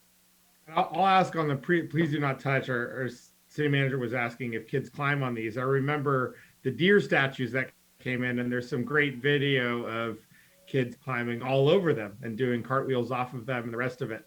So is there some preventative measure from people? Because I mean, somebody is going to get on top of one of these things. Yeah, people interact with public art in very intimate, personal ways, and in ways that they would never think of interacting with art in a museum. And that's one of the reasons why I love public art. It's immediate. Kids especially, I love to watch them when they're around these pieces. One of the reasons why the plates are put on there is to stabilize the pieces, to ensure that if somebody climbs on them, they're not going to tip over. The artists know that Sonomans like to touch and climb on and interact with art, and they're all aware of that. And these pieces are they're as safe as they can be for people to climb on. Sure. Go ahead, Councilmember Barnett. Yes, thank you, Linda. This has been a very interesting presentation thus far, and I think we're so lucky. I love our public art program. I love the temporary nature of it. I think we're so lucky for a town of our size to have a resource like the Museum of Art and just this public art program. So thank you. I guess my one question to you, and perhaps your board has discussed this, was there any concern that, I mean, we've had art in the Horseshoe right there before recently, but it was Sonoma Wood Film Festival, Love, which was connected to the fires, and then the Hearts, which was connected to the pandemic. I don't think we've really had art in the Horseshoe before. It was just art for art's sake. And was there any concern that the placement of this might, knowing Sonoma the way we all do, this will get a lot of people talking. It could be controversial. And was there any concern that this might push back future public art programs because future councils might not want to deal with the controversy that could come from placing it there? And it's just an open question for you and the council. Would you like me to respond to that? I mean, is there any concern? I know in other communities, like in Petaluma, they just put these, like, I want to say bathtubs. I mean, there was a big, year-long controversy about bathtubs, like in the air, and, pushback from the community. And public art often can create a conversation, which I think is the point. But is there any concern that the placement, sort of in my view, we haven't had a precedent like this, like art just for art's sake right there, not connected to some sort of community thing, could create a situation in our community where people might be reluctant to do this in the future because this is so controversial? And maybe it won't be, I don't know. But I do think these heads may get a lot of people talking if they're right there in front of I city. think people kind of like it. It's like with the Albert Paley, there was a lot of people who liked it and a lot of people who didn't like it, but even the ones who didn't like it wanted to take their friends by them to show them how bad it was in their opinion. So I think it's kind of fun. It was like, hey, let's take a trip down to see this art I don't like, or I do like. I don't know. I think it's very healthy, and it's kind of good if it engenders some emotion. I don't know. I think that's part of the fun of it. So I agree. And I think, given the temporary nature of these, it's different than the bathtub, which is going to be in Petaluma forever until somebody runs for council on the get rid of the bathtub agenda. So I think it's great that it's kind of temporary. I think it's great when it creates conversation. And I think like pieces like this are really kind of what keeps Sonoma ahead of the curve on visitors and supporting public art. So. yeah, and like I went to UC Davis, and that whole campus was, I don't know if they still have them, but it was all, they had these egg heads everywhere. There was heads that was like a big thing on campus. It was fun. So Great. I don't know, Linda, I answered for you, but if you have a different answer, feel free to give it. Sorry. Yeah, if you'd like me to respond, I guarantee that there will be people that don't like this. As there were with every other public art exhibition that we've done. My experience is, as Amy said, that a lot of people, when the first partnership that the museum did with the city brought Albert Paley 9 monumental works, some were 12, 15 feet tall. They were very contemporary looking, and there were lots of people that were not in favor of that. But it's interesting, as the months went by and people started walking past, even some of the folks that I talked to that initially didn't think it was a good idea ended up really liking those pieces. And I know there was a movement to even buy 1 or 2 of those pieces, especially the one in Depot Park that people were walking past there on the bike path. So I think having controversy, having some pushback is the nature of public art. And yes, there will be some people that voice their opinion. The good thing about this partnership between the museum and the city is that if you don't like it, it goes away in 5.5 months. Great. All right. We got to go ahead and go out to public comment. Oh, the Albert Paley ones were those super angular ones. Yes. Yeah, I couldn't stand those. The one on the bike path kind of looked like a seaweed kind of a Yeah. Yeah. I had lots of chats about those. I was glad when they left. But it's kind of cool to have it like there and then have they go. I love it. I think it's great. All right, great. We'll go ahead and bring in, do we have public comment on this? We've got a few. So we got Sonoma Community Center coming in first.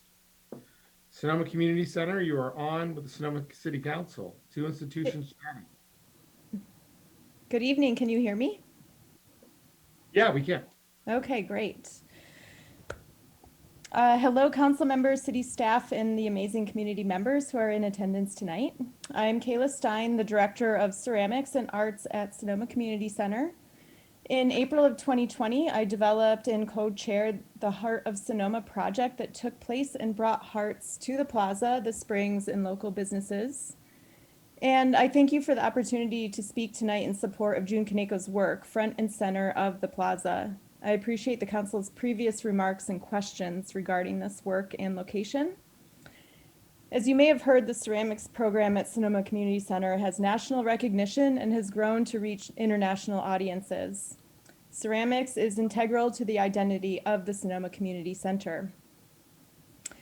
June Kaneko is an icon in the ceramic and art community worldwide. As a BFA and MFA student, we learned about Kaneko as a significant figure in the modern art history and American ceramics scene. To have his work prominently displayed on our plaza would be significant that we as a community value the arts. Kaneko's work emerges from his Japanese American heritage, and showcasing this work prominently would show Sonoma's support for diversity in the arts community at large, and the worth of designating prominent space for public art. The head as a sculptural form in monumental scale is timely because anyone and everyone can personally identify with a non-gendered abstract head. This work has the gravity to represent at once the individual and humanity as a whole. The playful sensibility of these forms ensure that all ages can enjoy them, much like Lisa Reinertson's life-size bronze animals that SVMA successfully brought to the plaza in 2018. The juxtaposition of a historic site to host contemporary work makes strong impression. It shows that a community who values history and legacy while keeping public spaces relevant, dynamic, and engaging. Utilizing spaces in this way facilitates and supports community building while creating new histories and traditions for Sonoma. And for multiple years now, the Sonoma Plaza has hosted public art facilitated by SVMA. And the way I look at it, this is the beginning of a new tradition. This is history in the making. Audrey, 30 seconds left. Do you remember the Love Sculpture by Laura Kimpton? This art installation marked the anniversary of the fires. Well, what I see June Kaneko's work doing is marking our emergence after COVID-19 to bring community together. So it's not arts for art's sake, it's marking the end of a pandemic. Thank you Thank very much. you. We'll go on to Pat Mears Johnson. Apologize if I can't get your name right.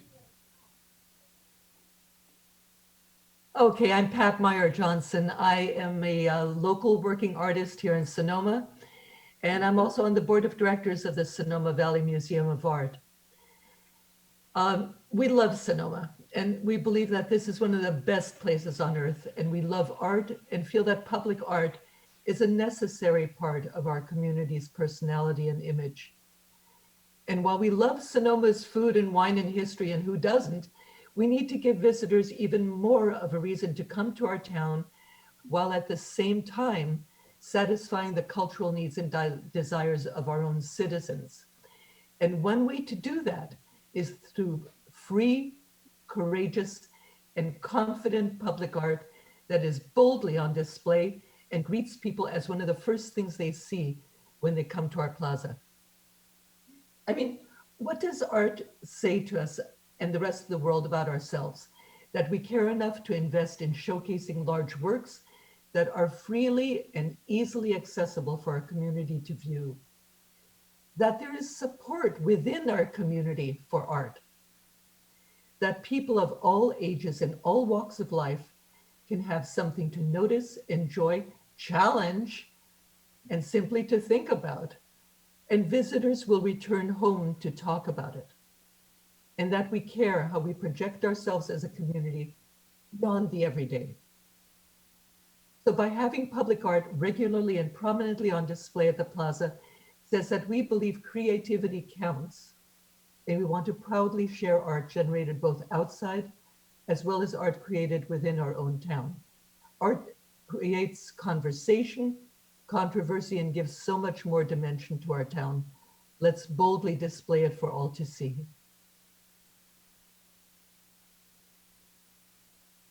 Thank you very much. Moving on to Connie Schellen. Give her my best shot. Apologize, Connie.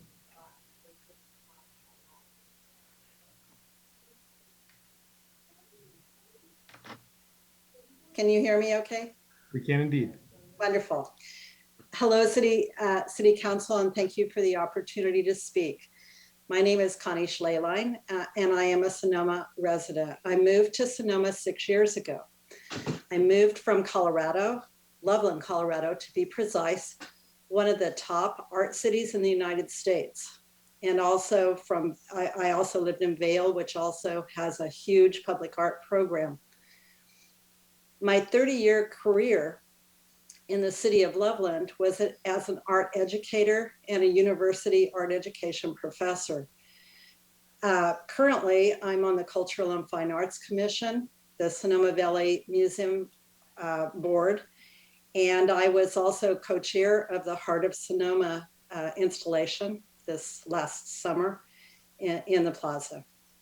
Why did we move to Sonoma? There are 4 C's: community. Tuesday evenings in the plaza, just look at them. It's like a European village. It's a cultural town. The culture, we have a world-class contemporary art museum for a town of 10,000 people. Linda Keaton is she's a fabulous art historian and very bold. I joined the art museum when I saw the Haley. I'd studied Haley when I was in college art, and I was blown away that a town would have something like that. The Community Art Center, there are artists who are guiding the art center, the community center, who have studied at Alfred University, one of the premier contemporary ceramics programs in the world. And then there's climate, location, wine, history. We all live here for those reasons. I'd like to reflect as an art educator on what we're doing here. It's good for communities to have dialogue about art. It's not great for city council to have dialogues about art. It's better to have an art commission to be able to discuss things and present to you. We are talking tonight about aesthetics. It's a field of philosophy, an art field of philosophy, which discusses the beauty and the purpose of art. It's a field of ethics, and this can be taught to children in our community. And the very act of public art helps children to understand how to discuss art. And it's like traffic safety, design review, environment and planning commissions.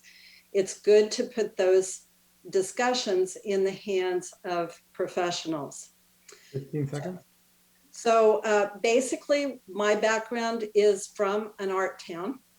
We hired a cultural planner in 1985, and it was the second city in the country to start a 1% for the arts program. We created a site plan, and that's probably what we need to be working on right now, is to think about where the entry points in the downtown should be and where you place art. I am highly in favor of this incredible opportunity to put these beautiful pieces in the horseshoe of the plaza. All right. Next, we have Ken Stokes. And given the lateness of the hour, I'll encourage all of our commenters to stay within the 3-minute time limit, please. Thank you. We're on to Ken Stokes. Thank you, Mayor and members of the council. My name is Ken Stokes. I moved here together with my wife in 2012, and we live on Brazil Street. I apologize for the frog that's crept into my throat in the last 2 hours that I've been sitting here before my computer. But anyway, I recognize that even after 9 years living here, we're still newcomers. And so I'm speaking tonight as both a local resident and, more importantly, a member of the board of the directors of the SVMA. When we first began to house hunt here and consider moving to the area in 2010, we were greatly impressed by the variety and quality of the cultural offerings in Sonoma. We discovered so much more than the great wine and weather that we expected. Perhaps the most obvious was the warm and welcoming hometown feel of Sonoma, made so evident by the Tuesday night farmers market and the 4th of July parade and celebration. But we were also attracted by things like the Sonoma International Film Festival, the Plein Air Festival, the Community Center, and of course the SVMA, but more recently also the Transcendence Theater Company, all of which feature programming and entertainment that is truly world-class and something you'd not expect to find in a town of our size. So after moving here, we were of course very happy to see the SVMA expand its community engagement to include the public art program. And that was before I became a member of the board. And again, by any objective standard, it's an impressive gift to the community for both visitors and residents alike. For this reason, I ask for you as a council to grant permission for prominent display of public art that will be on temporary display. I'm not speaking to the aesthetics of any particular piece, but simply the concept behind the program. Allowing the placement on the town's front lawn will have many benefits. Among them, the high visibility of this location will offer a clear invitation to both residents and visitors to engage with the art. As the mayor pointed out earlier, it will provide a photo opportunity unique to Sonoma, whereby our historic city hall, perhaps the most prominent and defining feature of our town, will be featured in the thousands of photographs that will undoubtedly be taken, forever linking the public art program to the town of Sonoma. Third, it will assure appropriate recognition and thank you to the generous artists whose work will be featured, honoring the quality of their work and announcing to the world that Sonoma welcomes and is proud to host them on behalf of the community.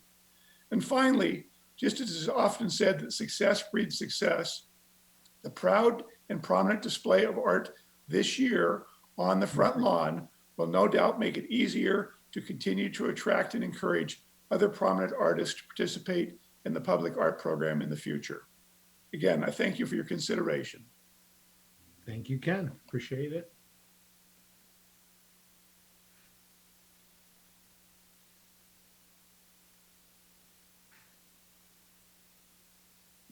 Can you hear me? Okay. Hello, my name is Kathleen Watson, and I want to thank you for allowing me to speak to you this evening. Thank you to the mayor and to the city council members.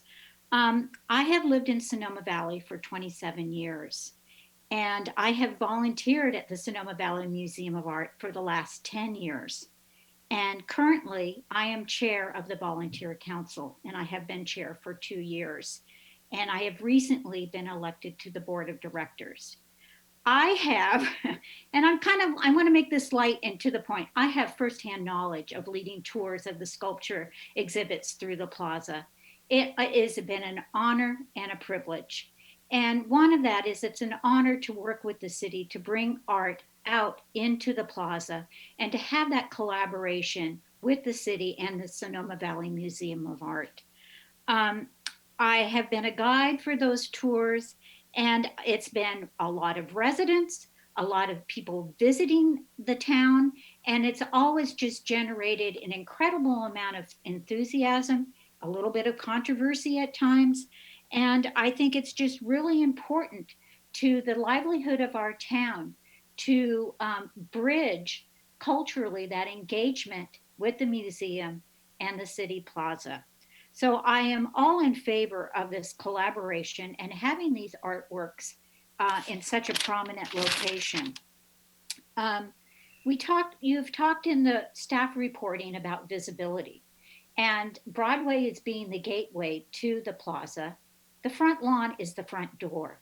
It's the front entry. It's the doormat. It is where you get the backdrop to take some beautiful pieces of art and prominently display them. And there are some safety issues. I think those can be addressed in terms of the actual location of where these sculpture pieces will be, but they're exciting. They're mysterious. They make you want to go in and investigate the plaza in a much more lively and authentic way. I think this is the perfect pairing at this time after the pandemic to just give a spark of joy to the city of Sonoma. So I really would love if you would consider approving the location of these pieces of sculpture that the museum has asked you to. And I think Linda, from my experience with Linda, is she takes great care in how the sculptures are sited, because she is being very attentive to the installation requirements, access to the different sites, and how they relate to existing plant material, sight lines, shadow lines, all of those things that a curator brings to knowing the right location for this. So I hope you approve this. Am I speaking too long? Your time has expired. Yep. All right. Thank you very much. Thank you. Next up, we have, looks like Levi.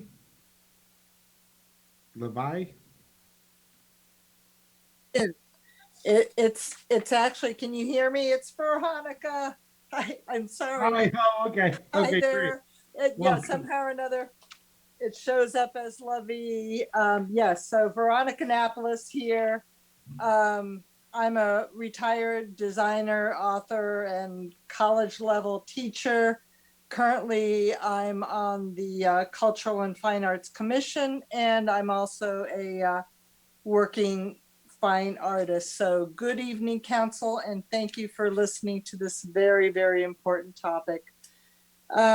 Allowing temporary public art in the plaza and in the Horseshoe is really a community endorsement and support of public art in our area. And as we know, art is entirely subjective. And there are people who are going to like, dislike, love, and even hate the placement and the sculptures that have been chosen for those areas. However, that instigates a dialogue within the community, and you're not going to please everyone. Art is kind of like politics, you know. You're not always going to find full consensus. The second issue that I would like to discuss is how we go about doing this for the future, so that we don't come to the council for these kinds of decisions. So what organizations decide who goes what, where, and more importantly, why.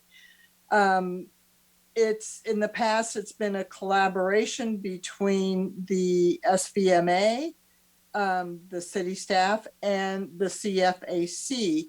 This year, the CFAC was not brought into the original meetings for whatever reasons, whether it be COVID, etc. But we as the CFAC, I don't feel we're not in a position to develop public policy. This was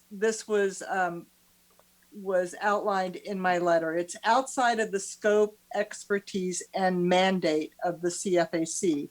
A public art policy should be a subset of a cultural plan, which would require an organization not constrained by the Brown Act and would require a separate standalone budget and a certain standalone coalition or commission. Am I over? 15 seconds. Wrap. Okay.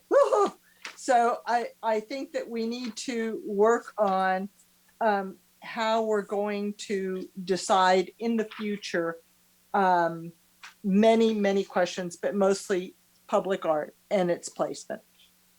Thank you. Appreciate your comments. And next we'll move on to Claudia Sims. Oh no, Miki. Sorry, Miki.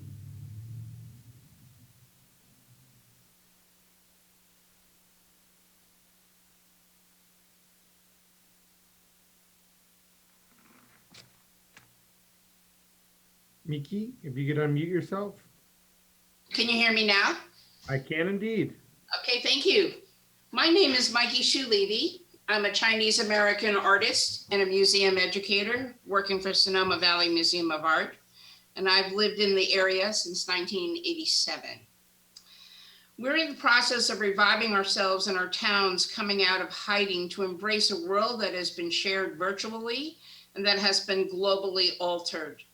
While we comprehend our year-long frustrations, pain, and loss, and as we move forward to regain function efficiently and creatively, there are many things we have learned during this time of COVID that I call on the council to remember, to consider, and to act upon. We have confirmed that humankind is an adaptable animal. We are flexible. We are empathetic. We can see what happens to students who strive to learn in person and then remotely.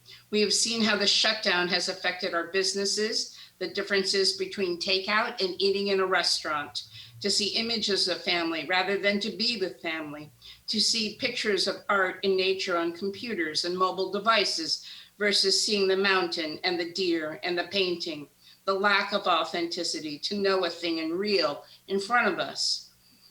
We understand loneliness and isolation and the need to come together and be together. We took advantage of specific experiences to become moments of learning. We took opportunities to try things differently, to get food delivered, how to live with the unknown without our families and without our friends, how to bring back the parts of our lives no matter how curtailed, how to raise money for others and support our neighbors. We pared down the fluff of life to get to the most essential content and skills. So many rules, traditions, and ways of doing things have had to be tossed out. And as we've come back to some kind of normal flow, which of these rules and traditions must be the same? The lawn of the plaza turned out to be a great space of opportunity, the alternate space that gave us moments of learning. We held public events there. We sent messages to our first responders. And when we needed it, we shared expressions of love and courage when we thought it seemed inexpressible. I'm here to talk to you about the placement of two enigmatic grand scale ceramic sculptures on the lawn of the Sonoma Plaza. And all of our life's disruptions and all the assaults on truth and all the sickness and ill health, and all our separations from hate and division, art fosters understanding between communities and helps us express gratitude during difficult times. Art reminds us that we're not alone and that we share a universal human experience. Wrap your comments, please. The plaza lawn is gifted with a three-way stop, a slow traffic, large generosity of space for wandering about the center. And the purpose of our request is about an authentic experience and not a virtual one. It's the central heart of the city. Please wrap up your comments. We're trying to make sure that everybody has the ability to public comment. Oh, I'm sorry. I thought I timed this at 3 minutes. So Very I wanted to significantly be over. able, let me just leave you with what Kaneko says about his work then. No. I'm making a larger. Can you please move on to the next commenter? Thank you. All right, we're gonna go ahead and bring in Claudia Sims. I'm really not trying to be rude, folks, but it's 8:18, and right now we're trying to get through additional agenda items. We have 3 additional agenda items after this one. So if you can keep your comments a little shorter, we'd really appreciate it. You support it on the front lawn, that's great. We'd love to hear from you, but we've got a 3-minute time limit so we can respect the time of the council members and the time of the public and make sure that everybody has a ability to make a comment. We've got several other items that are going to come up that are going to be important and people want to comment on. The parklets are going to be a long public comment session as well. And it's already 8:20. So Mayor Harvey, can we Yes. get a show of hands of how many more people want to comment on this item? Just raise their hands. We've got 3 more that want to comment, including Claudia. And I don't know if people will add after that. So we've had a number of commenters who are going over time significantly. And I apologize that it's 30 seconds, but you can always choose to meet with a council member before items if you need to say a lot more. Okay, with that, we'll go ahead and bring Claudia Sims on. Welcome to the council meeting. Thank you for the time. Can you hear me? Yes, we can. I'm a longtime volunteer at the Sonoma Valley Museum of Art, and I'm going to keep it very short. I'm going to say that I am in support, and I ditto most of the things everyone else has said. And I would like to circle back to something that Mayor Harvey said. It shows us ahead of our time. It gives people an additional reason besides food and wine and history and our weather to come back to Sonoma and to talk about Sonoma. Thank you. Thank you very much, Claudia. Next we have, looks like Mayark from the Sonoma Chamber. Thank you, Mayor Harvey. I appreciate that. Good evening, Mayor and council members. I'll be very brief. I just wanted to register my support for this item. I think public art is always important, but especially this year after we've had such a hard time gathering and enjoying our public spaces. Also, art is a huge driver of economic success, and the cultural and heritage tourists are the gold standard. They are exactly who we want visiting here. They stay longer and spend more money, and they come at different times of the day. So thank you to Linda and SVMA team, and urge your support on this. Thanks.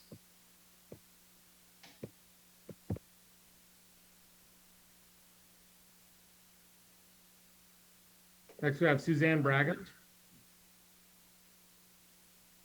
I'm being terrible at I'm butchering people's names tonight, so I apologize. Suzanne, if you could unmute yourself. Okay. There we are. Got it.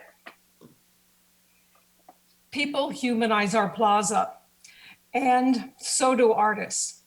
And the location of the Kaneko two heads at the location where the museum and majority of us would like them to be located, looks for people when they're coming into town and they think, look, what's going on?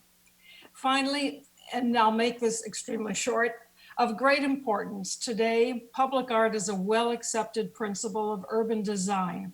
We have little in our town of Sonoma. I cherish the times when our local museum offers to bring artists to the plaza for all of us to enjoy.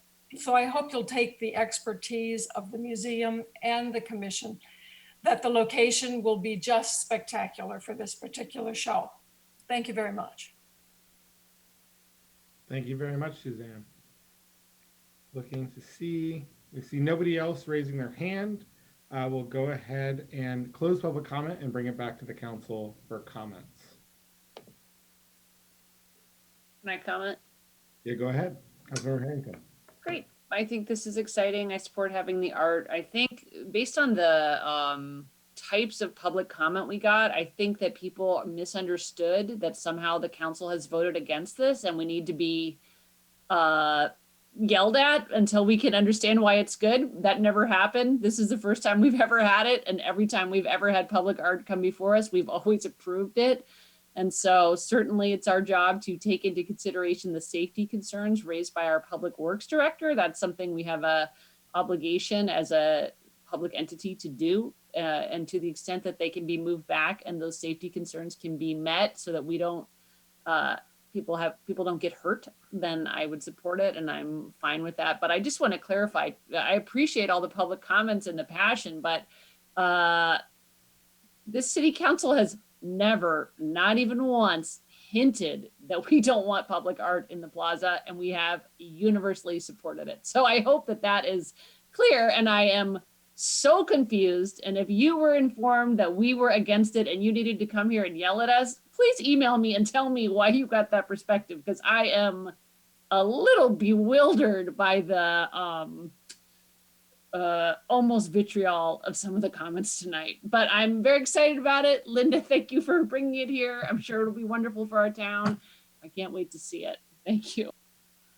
Great. Other comments from council? Go ahead, Jack. I understand the Amy just mentioned, because this project is too good to lose for them. So that I really appreciate it. Linda and Lisa, all in the public comments, you tell the people, use your heart, use your soul. And also, especially at this time, after the pandemic, people need a break, people need healing, people need to have some positive, fresh stuff to come with us. That is the best one. Thank you for your great efforts. Take the hours, the days and the days, consider everything. And also another thing is, this kind of art represent out in the city. Our city is the tradition, and also represent the quality of the life in Sonoma, and also represent inclusiveness and the love. Thank you again. I appreciate it.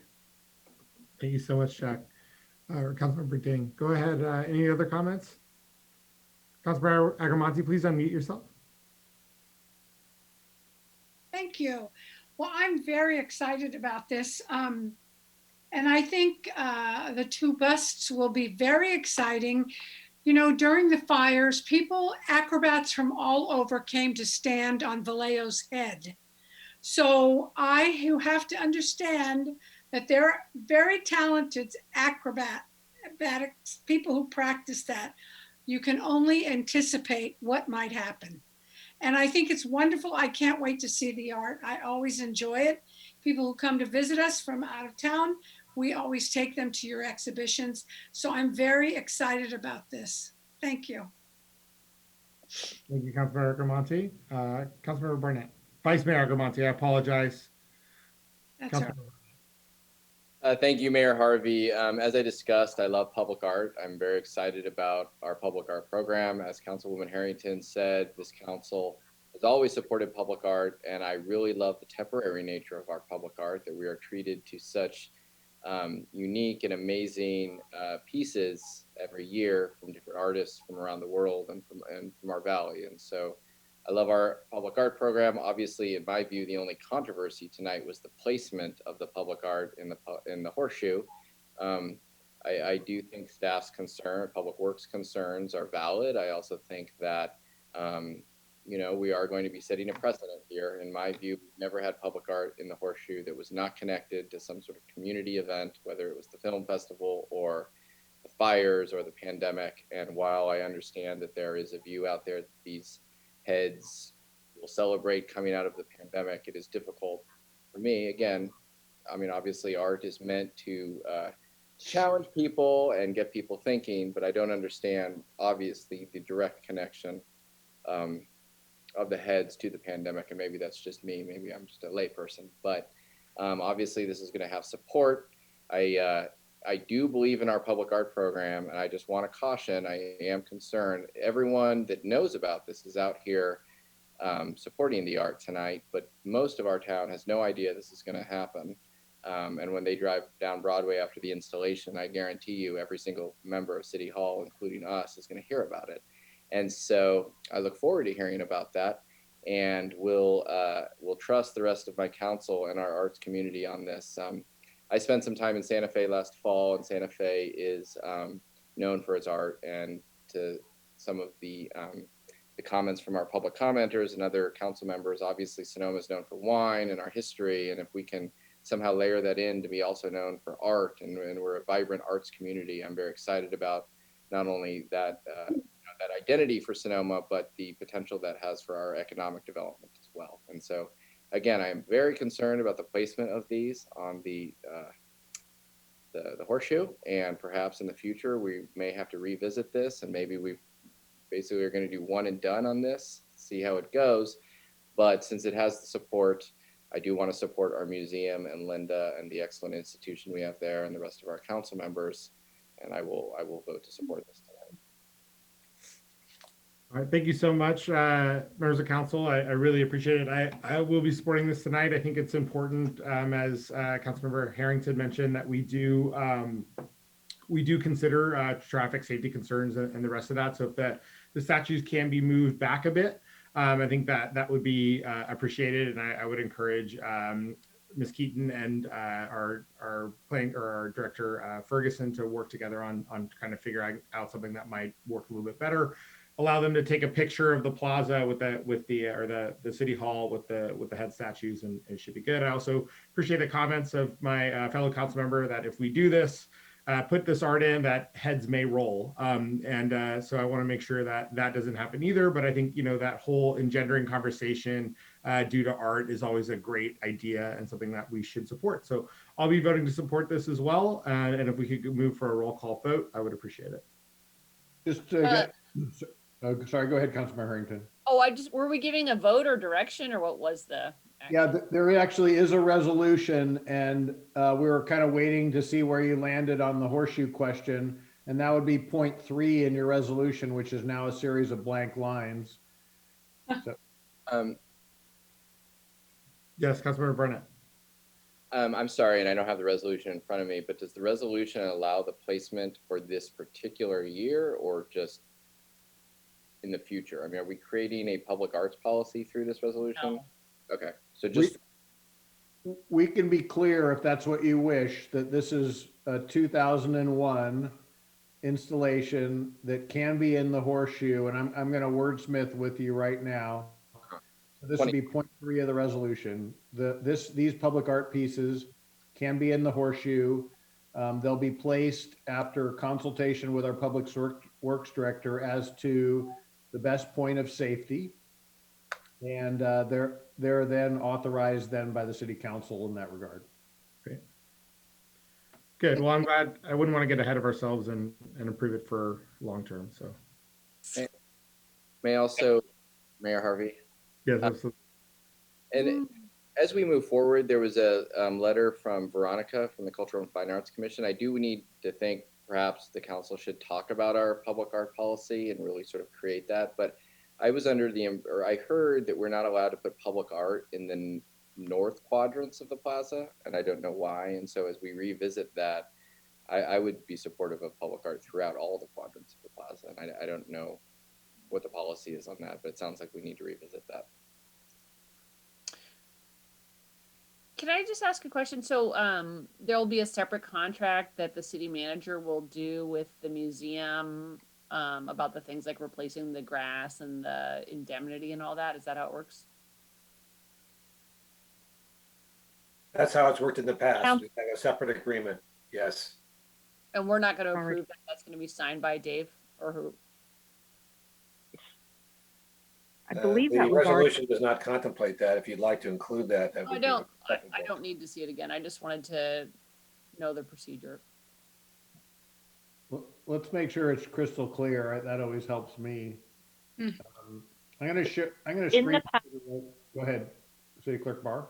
In the past, it's always been signed by the city manager, but the Jeff Walter, the city attorney, reviews it before it's signed off of.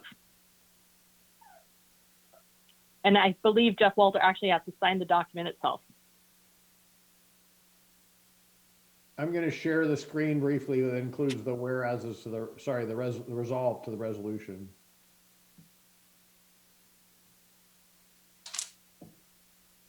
So, because this resolution does look at directing the Cultural and Fine Arts Commission to make the remaining final selection and their location in collaboration with city staff, directs the review and update of the public art policy, including the incorporation of the temporary art program and approved art installation sites. And then third would be the approved art installation sites for 2021 only include the horseshoe. And the horseshoe placement shall be made in consultation with the Public Works Director as to the safety, as to the most safe placement. All that seem clear? Very clear. All right, I think we're all comfortable. I'm not hearing any uncomfortability. Kelsey, you all right with it? Okay, good. Let's go for a roll call vote to approve that language and this item. Can somebody make a motion? We need one of those first. I put in an all motion. Boom. And can we get a second? I'll second it.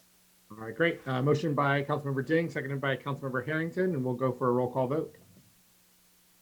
Councilmember Dean, Aye. Councilmember Barnett, Aye. Councilmember Harrison, Aye. Vice Mayor Grimanti, Aye.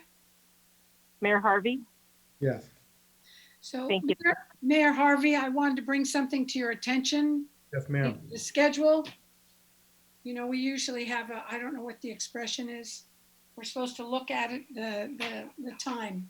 There's a 9 o'clock. Is typically the second time. I cannot stay past 9 o'clock tonight. I have to be in a deposition at 9 in the morning, and I've been in this since 5:30, so I cannot work a 17-hour day and then go to work in the morning at a deposition for preparation for a trial. I can't do it. So at 9 o'clock, I have to leave this meeting. Okay, and I'm guessing that item 6.2 is going to have a lot of public comment. Are you comfortable with us proceeding and just doing doing item 6.2 anyway, knowing that you're probably not going to be there to vote? Yeah, I don't know how to handle that, but It looks like I don't know what items, but it looks like there are 41 participants. I don't even know what. Parklets. Item 6.2 is the parklet question, which I think the majority of people are here. The reason we're in this situation was we pulled so many items on consent calendar, and then we had a lot of comment on that, and then a lot of comment on the arts, which I think was a little bit surprising. So, and I'm not a spoil sport, but I think, you know, we've tried to do this, to stick with some kind of schedule. Has nothing to do with anybody or anyone. It's just, we need a reminder. Mr. Mayor and Council, the parklet item is not going to turn into a pumpkin right away. You could, if you wanted to continue that to the first meeting in May.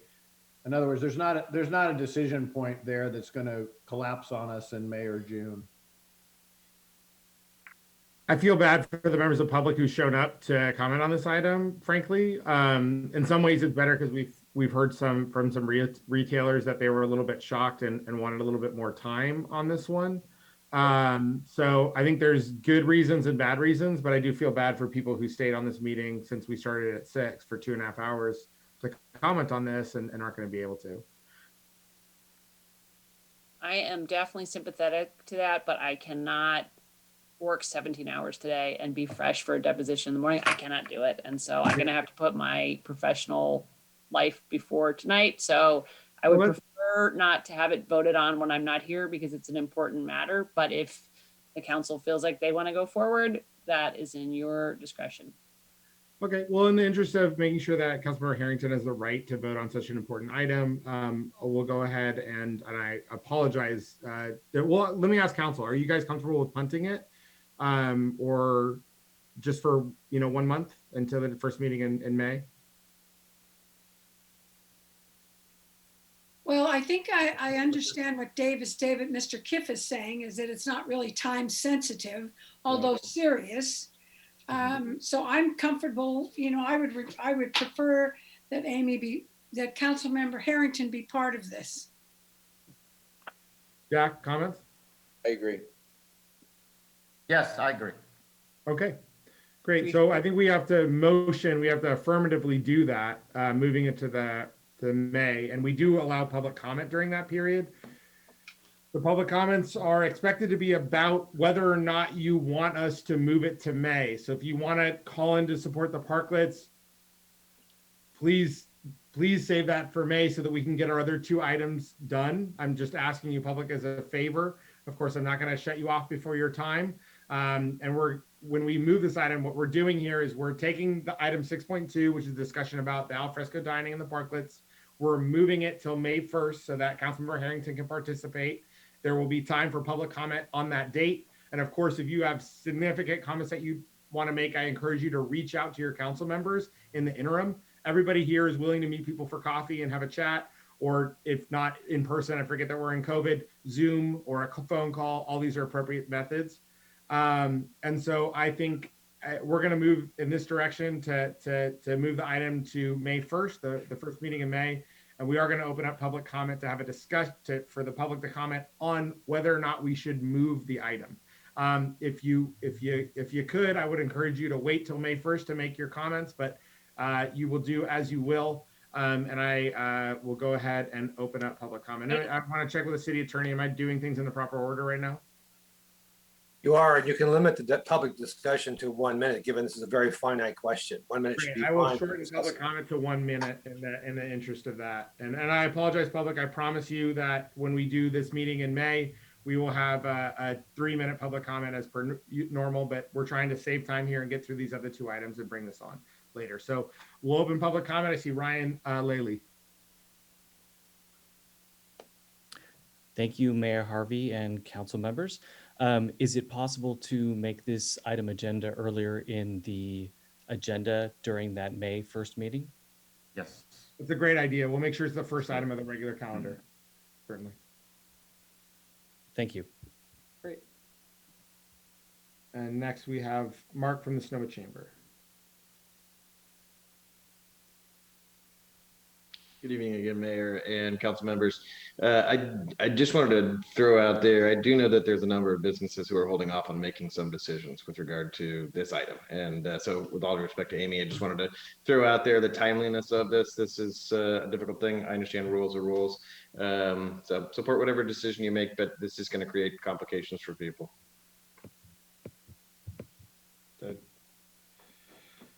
Okay.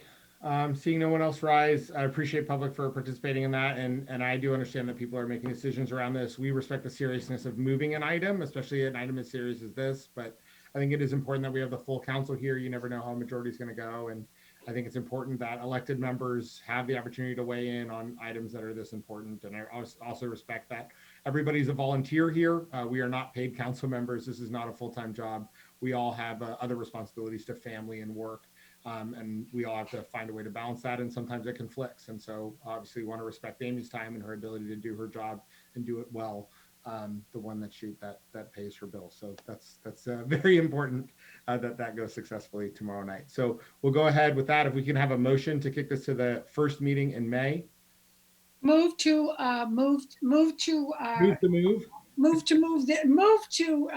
have this issue brought back May 1st. People have to understand there are certain things we have to go through and consent agenda. So then, as you've offered, maybe it would be close to the top. Probably the first on the regular calendar. And I think it should be clear it's May 3, not May 1. May So there's May no 3. May 3 is the first meeting date in May. Second. All right, we have a roll call vote. Councilmember Ding, Aye. Councilmember Barnett, Aye. Councilmember Me, aye. Vice Mayor Agramonte, Aye. Mayor Harvey. Yes. Thank you. The motion carries unanimously.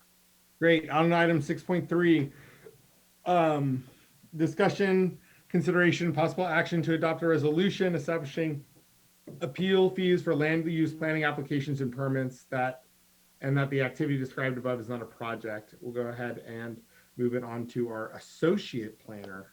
It says associate planner, but I think you're the planning director, Mr. David Storr. Well, we'll go ahead and give it to Christina. How's that? We'll just call Christina is going to run it. Where is she? Yeah. Bring her on.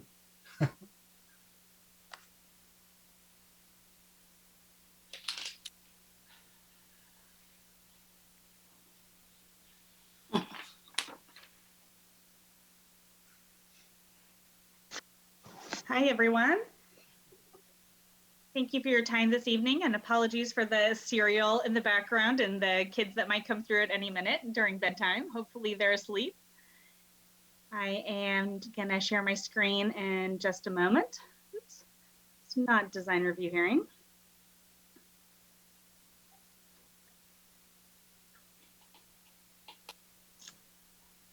And Rebecca, if I, at the end, I might need you to unshare my screen because of my dual screen settings.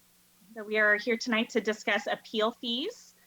In fall of 2018, the City Council adopted an updated fee schedule in an effort to recover staff time associated with processing. You're not sharing if you think you're sharing. Oops. Thank you.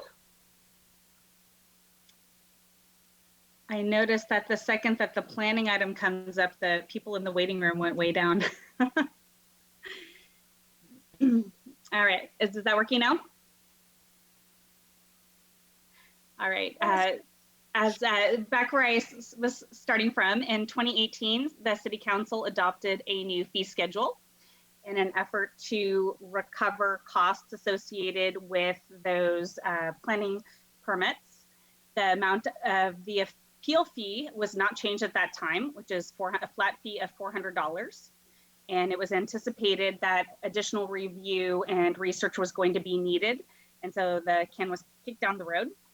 Discussions on appeal fees was also deferred because the full cost of the appeals is very high. It was identified in 2018 that the cost of an appeal was approximately $8,500.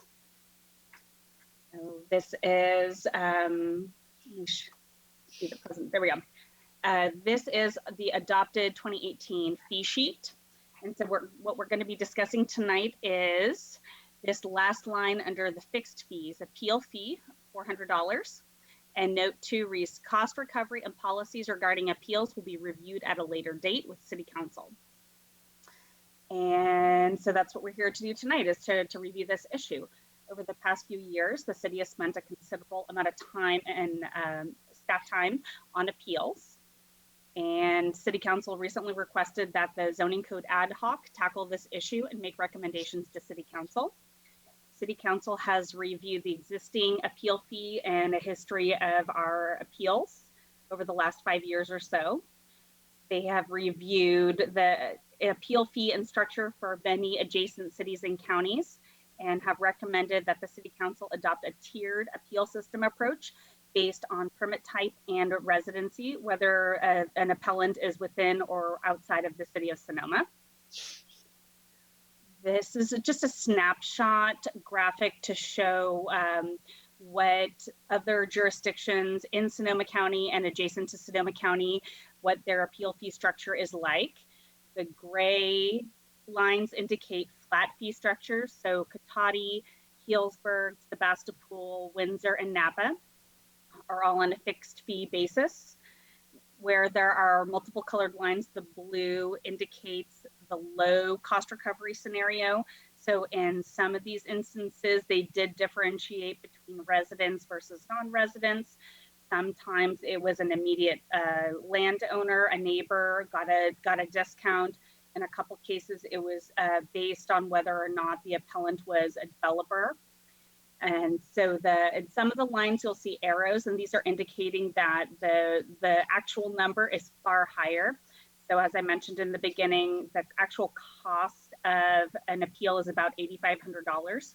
So for all of the numbers that I'm going to be discussing tonight, the assumption was that the cost of an appeal for all of these jurisdictions would be the same. And so most of the jurisdictions with the cost recovery, the orange arrow, they're having a full cost recovery at about $8,500. So as you can see, where the city of Sonoma is now is below the median and the average of even just the flat fees. So the $400 appeal fee is quite low compared to our neighboring jurisdictions. And then the takeaway is that some jurisdictions are doing flat fees, some are not. The city of Santa Rosa, I believe, is the highest, and their cost recovery is quite steep. This is another view. I'm sorry? Could I ask a quick question? Of course. Can you show that chart again? When a developer appeals, since they have to do cost recovery, are you saying that their appeal is limited to just the cost of the appeal, or no, they have to pay for staff time in relation to everything with their project? That is probably a better question for our city attorney. Because I assumed if they appealed because they have to pay for all our staff time, that they would be paying actual costs. Jeff? As it stands now, my understanding is the appeal fee that's charged is the charge that's charged to any other person. Isn't that true, Christina? The actual appeal fee, I think what Amy is mentioning is that while the appeal is being processed, that would the applicant be charged for that time as well? Is that what you're saying? Yeah, I'm saying that, like, if you're a member of the public and you file an appeal, all you pay is the appeal fee. But if you're a developer, you have to pay for all staff time in relation to your project. So in addition to the appeal fee, you're paying for all staff time. Is that true? I think it will depend on what permit was appealed. If it's a flat fee, then we don't have a cost recovery agreement. So for a sign permit or minor design review, landscape plan, things like that, if those are appealed, we don't have a mechanism for recovering those costs. So like for something like Shock and Hill, would we have charged staff time for that under our current? I think so, probably. We have a cost recovery agreement that would include the fees that the city would incur in processing the appeal, yes. Okay, so we have a flat fee for residents who appeal, and also for kind of small projects, and then for larger projects, the developer would have to pay any staff time. Is that right? Well, no, there are some particular kinds of projects where the applicant, be it a developer or a homeowner, pays a flat fee for the processing of the entire project. And that's the only fee that applicant pays, whether it's appealed or not. Right. And I can bring those up. So these are all the flat fees. So a music license, temporary use permit, deferral agreement, sign review, and then some of the minor design reviews, home occupation permit, sidewalk seating, zoning permit. So those are most of our small permits. The cost recovery permits are the tentative maps, use permits, variances, plan development permits. Those are the ones that typically are more controversial and more likely to be appealed.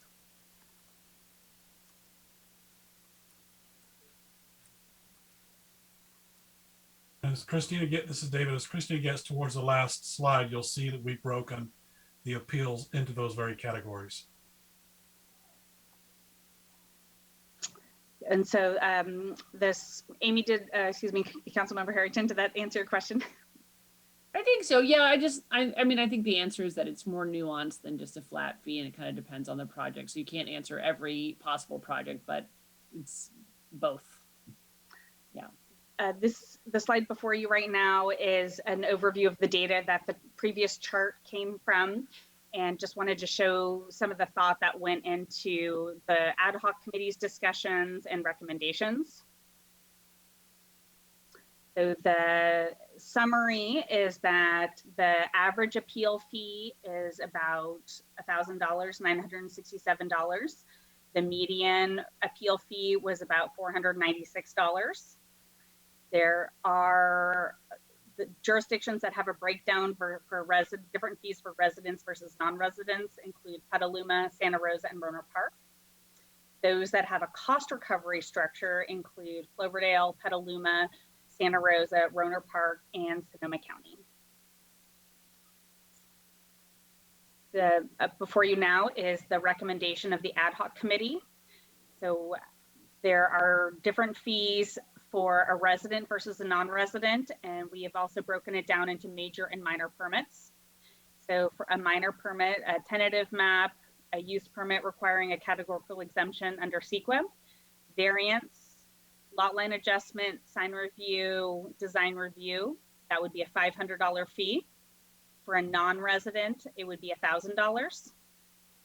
For a resident for a major permit, so that would be a subdivision map, a use permit with an initial study, mitigated negative declaration, or an EIR that requires CEQA review.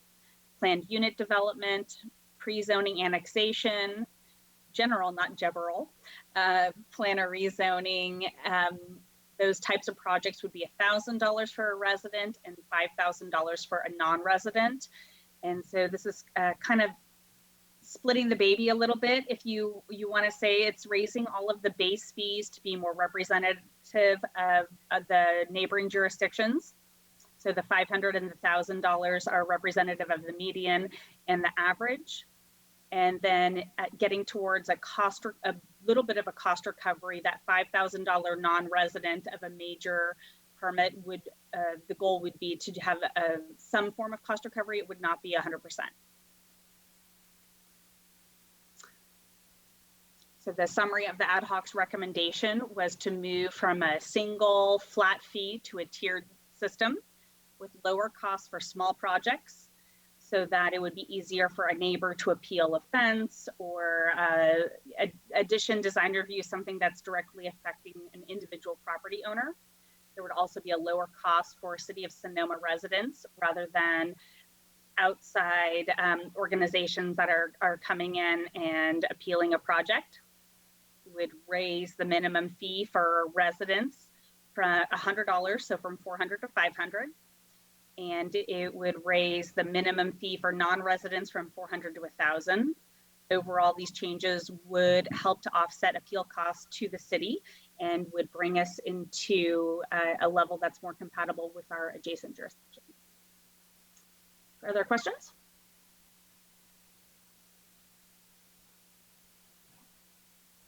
None for me. None for me.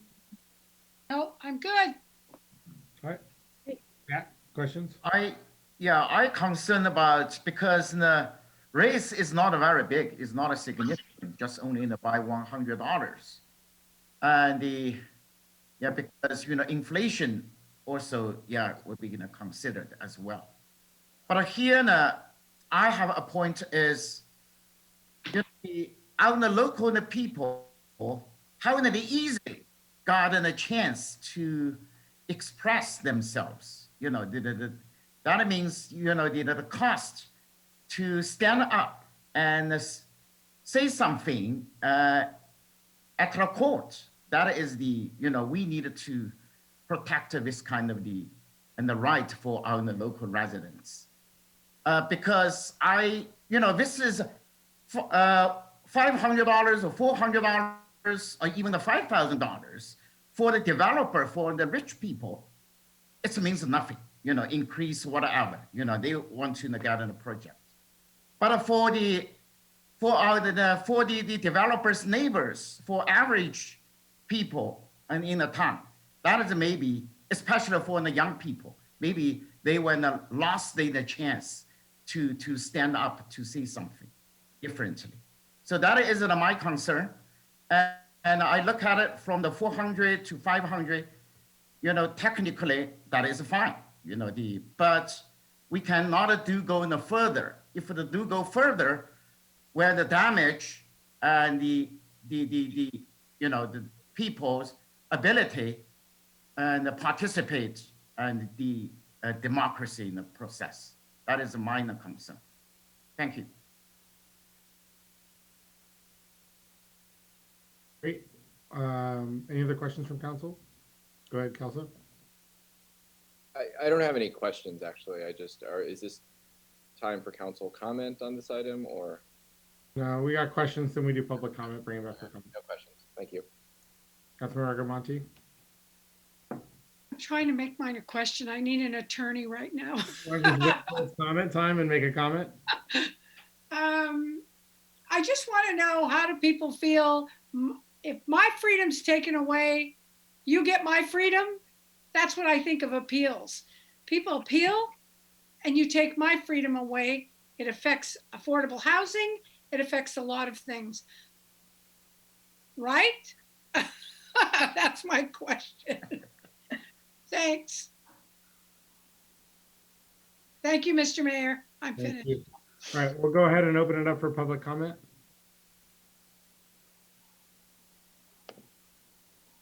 Seeing nobody rise. We'll go ahead and bring it back to the council. Council member comments. I have a comment. Hang on one sec. Thanks. I guess my comment is, I know that it's really important to Councilmember Agramani that we increase these fees, and I don't see why we wouldn't be in line with other small cities if we're below everyone. So I don't have a objective problem with that. I know it's important to her.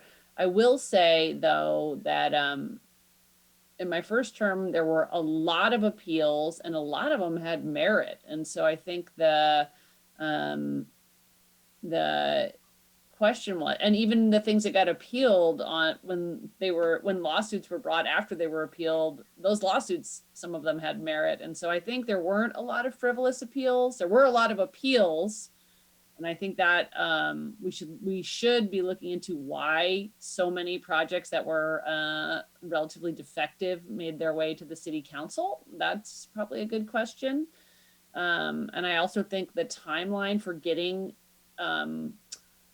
appealed matters to the council, maybe that's something we also have to work on, so that if somebody files an appeal, it doesn't hang it up for 6 months or a year, that we see it sooner, so that if there is an appeal, we can get kind of like a final adjudication on the project in a quicker manner. But you know, an increase to kind of keep up with the cost of inflation and to stay on par with other cities is fine. I think it would be dangerous to try and task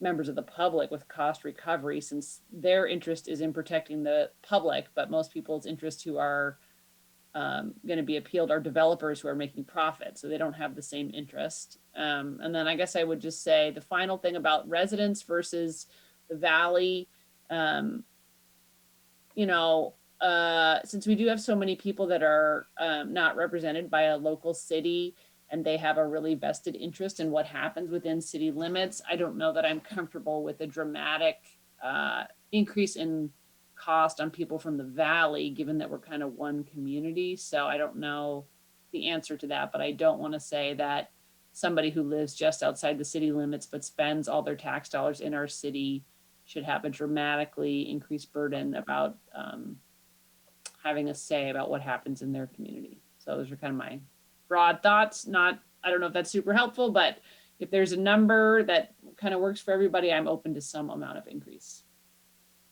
Yeah, I think the thought of the ad hoc there was that if you're outside the city, you probably know somebody in the city who could help you appeal, but I understand what you're saying.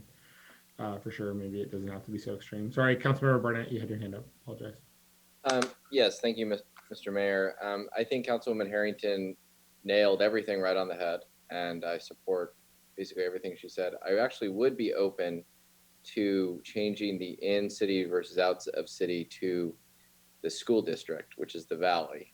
I do believe that people in our community, even if they don't live within the city limits, should be open to something like that. And so I'm open to that if the rest of the council does, and then outside the school district. But Vice Mayor Agramani asked us to look at this. And when we looked at it, I think we realized that our appeal fees are lower than comparable communities. For example, Healdsburg and Sebastopol, in my view, are the most comparable communities within Sonoma County to us. And those are also communities that definitely believe in due process and the right of people to weigh in. And they both have flat fees over $1,000. In my view, we've kept many appeals to $500. We've only raised them from $400 to $500 for many sort of minor appeals. And the thinking of the ad hoc, and perhaps Mayor Harvey can also weigh in on this as he's also a member of the ad hoc, is that major appeals at $1,000 is still average and sort of in line with Sebastopol and Healdsburg. But generally, many members of our community join an appeal, and that the last thing I want to do is put an appeal out of reach from someone in our community. And that's why I do believe in due process. And I do believe due process and being involved and speaking your mind is a constitutional right. And many people would also think, you know, a constitutional right is your right to enjoy your own property. But if you want to build a fence on your property, you have to take out a permit and you have to pay for it. If you want a variance on something on your own property, you have to take out a permit and you have to pay for it. And so I don't think there should, I think the fact that you have to pay for an appeal is fair. I do believe if, I know Petaluma does this, if there's a way to pass on cost recovery to the applicant, I definitely support that. But I do believe this still allows the right of the public to due process, even with a higher appeal fee on most applications from 400 to 500 and from 400 to 1,000 for major appeals that, in our view, we assume many people will be involved in that appeal, and perhaps the burden will be less because it will be divided among a larger group. And that was just the thinking of the ad hoc. I'm open to how the rest of the council thinks about it, but I do appreciate Vice Mayor Angramani asking us to look at it. And Yeah, I appreciate it because, you know, these are one of those holy things that you don't look at. So I really appreciate it. One of my issues for people from outside of the city is we, the taxpayers in the city of Sonoma, incur those costs. So even if they have an appeal from outside, and anyone can correct me, I would appreciate it. But someone from Bois Springs or Glen Ellen or something comes in and appeals a project, and it has nothing to do with them. It's just they feel a certain way. They have a policy in their head, what they think is right.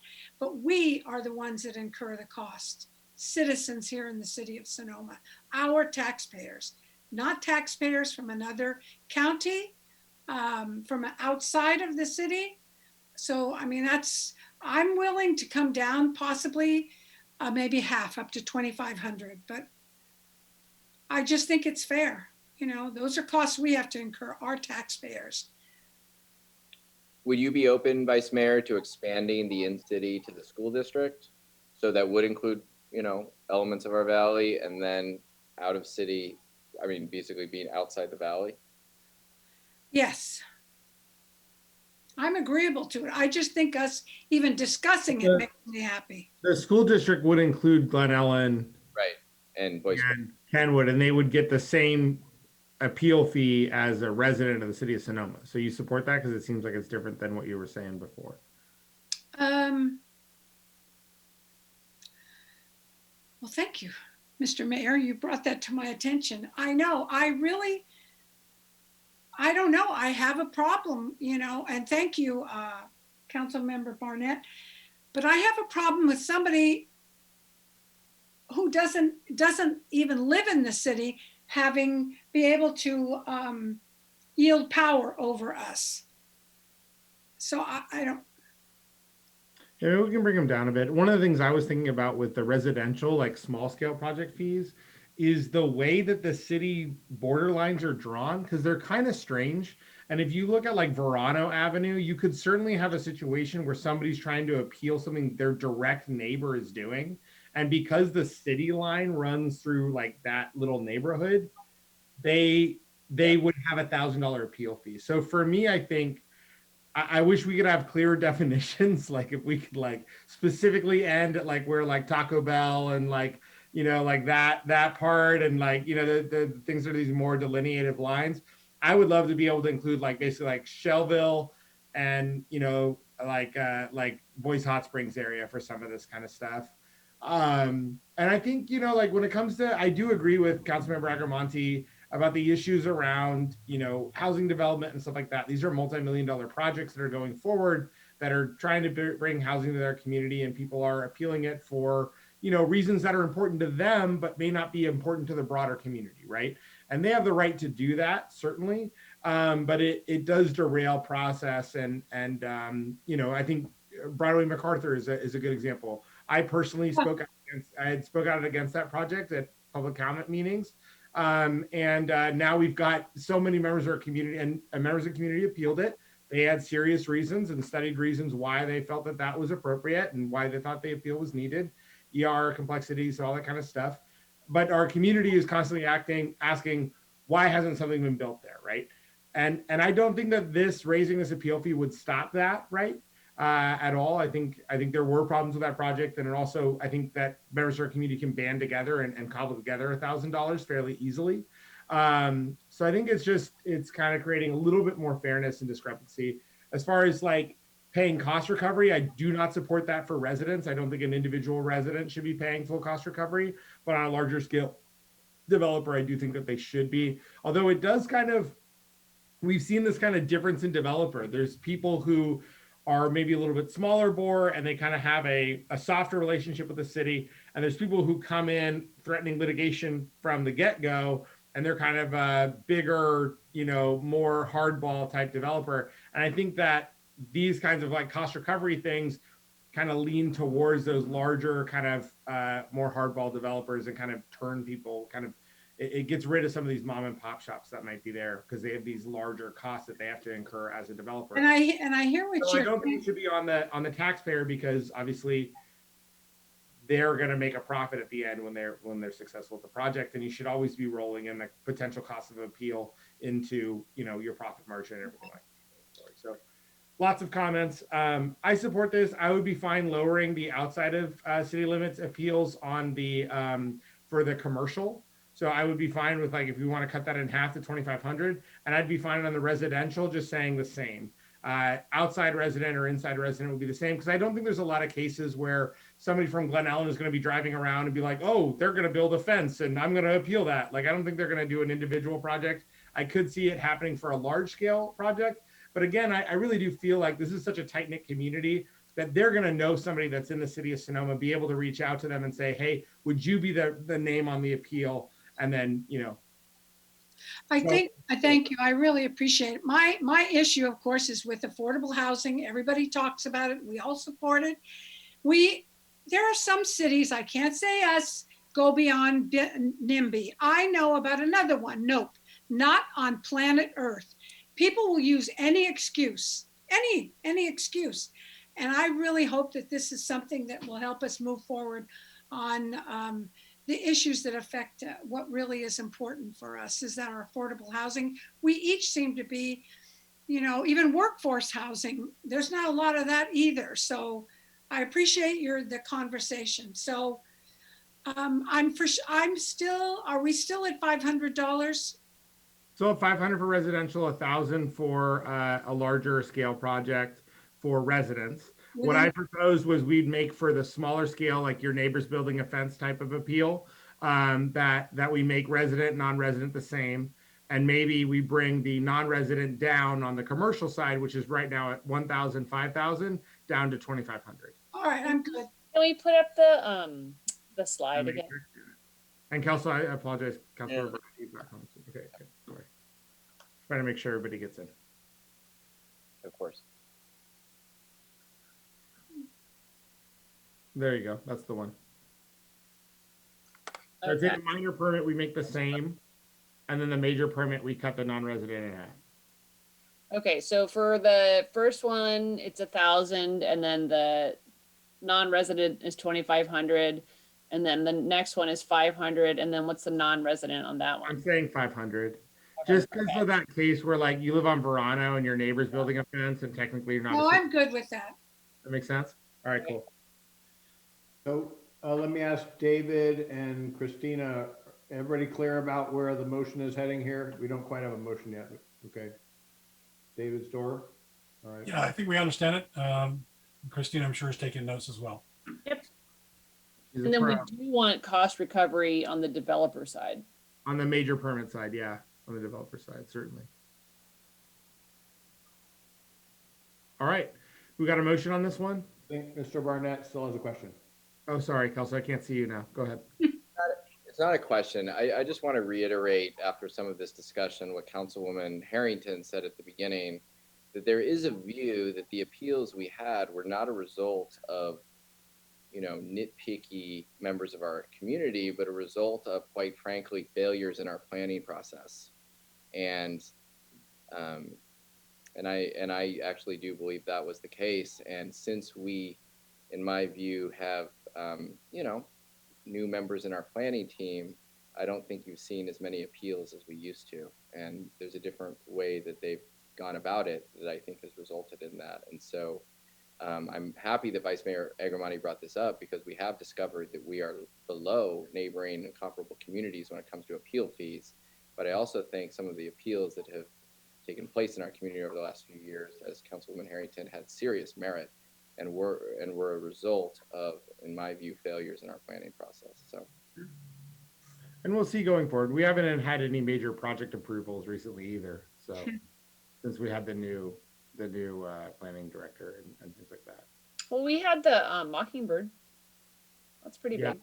that was Yeah, big. it's all single family homes though. Yeah. I mean, I think the other thing is that on the appeals that we thought had merit that we upheld, we at least on one of them that I can remember, we voted to refund the appeal fee. So that's another thing that do we need a motion? I would love a motion. Did we put that as like a part of the policy? Is that, you know, if someone appeals something and it's ruled in their favor, do they get their fee refunded? I think it just, if it appeals to the council to do that, then just do it. Yeah. So I can make the motion, but I have to be reminded of what it is. If Mr. Kipp would help me with that. Just say so moved. I move we approve what we discussed. I think we were at, I can't remember the numbers. I It's apologize. 1,025, and it's 500, 500 in the next category. And there's a provision that of full cost recovery for a commercial project. For the developer. For the developer, correct. So moved. Madeline, you want a second? Second. There we go. And we'll go roll call vote. Thanks, everybody. Councilmember Ding, Aye. Councilmember Barnett, Aye. Councilmember Harrington, Aye. Vice Mayor Agramonte, Aye. Mayor Harvey. Yes. Thank you. The motion carries unanimously. Do we got it in this for 6.4? Because I promise you that May 3rd is going to be rough. If we, I can't do it. I'm sorry. Normally I'd do it. I gotta prioritize my work today. I can't do it. okay. The rest of council, you guys want to do 6.4? Yeah, I'll go. Yeah, we can't. She has to. I have Yeah. to pick a person. Her appointment. It's her Oh. appointment. All right. So we're gonna go ahead and Oh, motion yeah. to We need move to item move to- 6.4 to May 3rd. Yeah. Take it a second. Somebody just say the word second. That'd be great. Second. Okay, Well, great. don't we have to take public comment on Oh, yeah, it? public comment on moving that to May 3rd. Again, I apologize to all the applicants. It is what it is. It's a mystery. It's a tough situation. So we're in a bit of a squeeze here, and consent calendar went a lot longer than we thought. So public comment is open. If anybody would like to comment on us moving this item to May 3rd. Seeing no one rise, we'll close it and bring it back to bring it back to council. There it is. I move that we move item 6.4 to May 3rd. Second. Oops, sorry. Roll call vote. Councilmember second. Ding, Aye. Councilmember Barnett, Aye. Councilmember Harrington, Aye. Vice Mayor Agramonte, Aye. Mayor Harvey. Yes. Thank you. The motion carries unanimously. All right, great. On item 7.1, any council member reports? I'm gonna jump off. Bye, guys. Thank you. Sorry.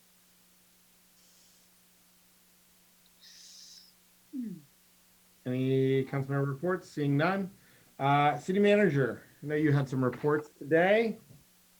You guys okay with a brief report on this? I want to talk a little bit about COVID. So That's fine. Yes. Yeah, we got that. Share.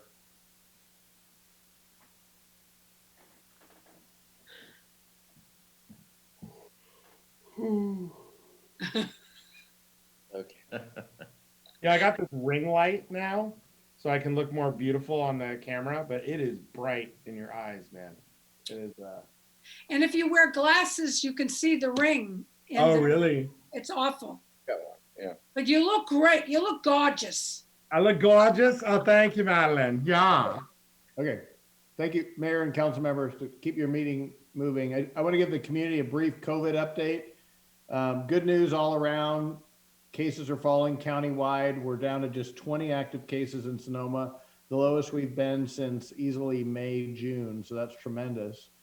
The county itself We're down to 3.7 adjusted new cases per day per 100,000, which means we're still in the orange tier, but we're getting a good kick from a good benefit from the metric associated with testing. So the message that you folks have delivered that people still need to get testing has been heard. That helps us a lot. Keep doing that.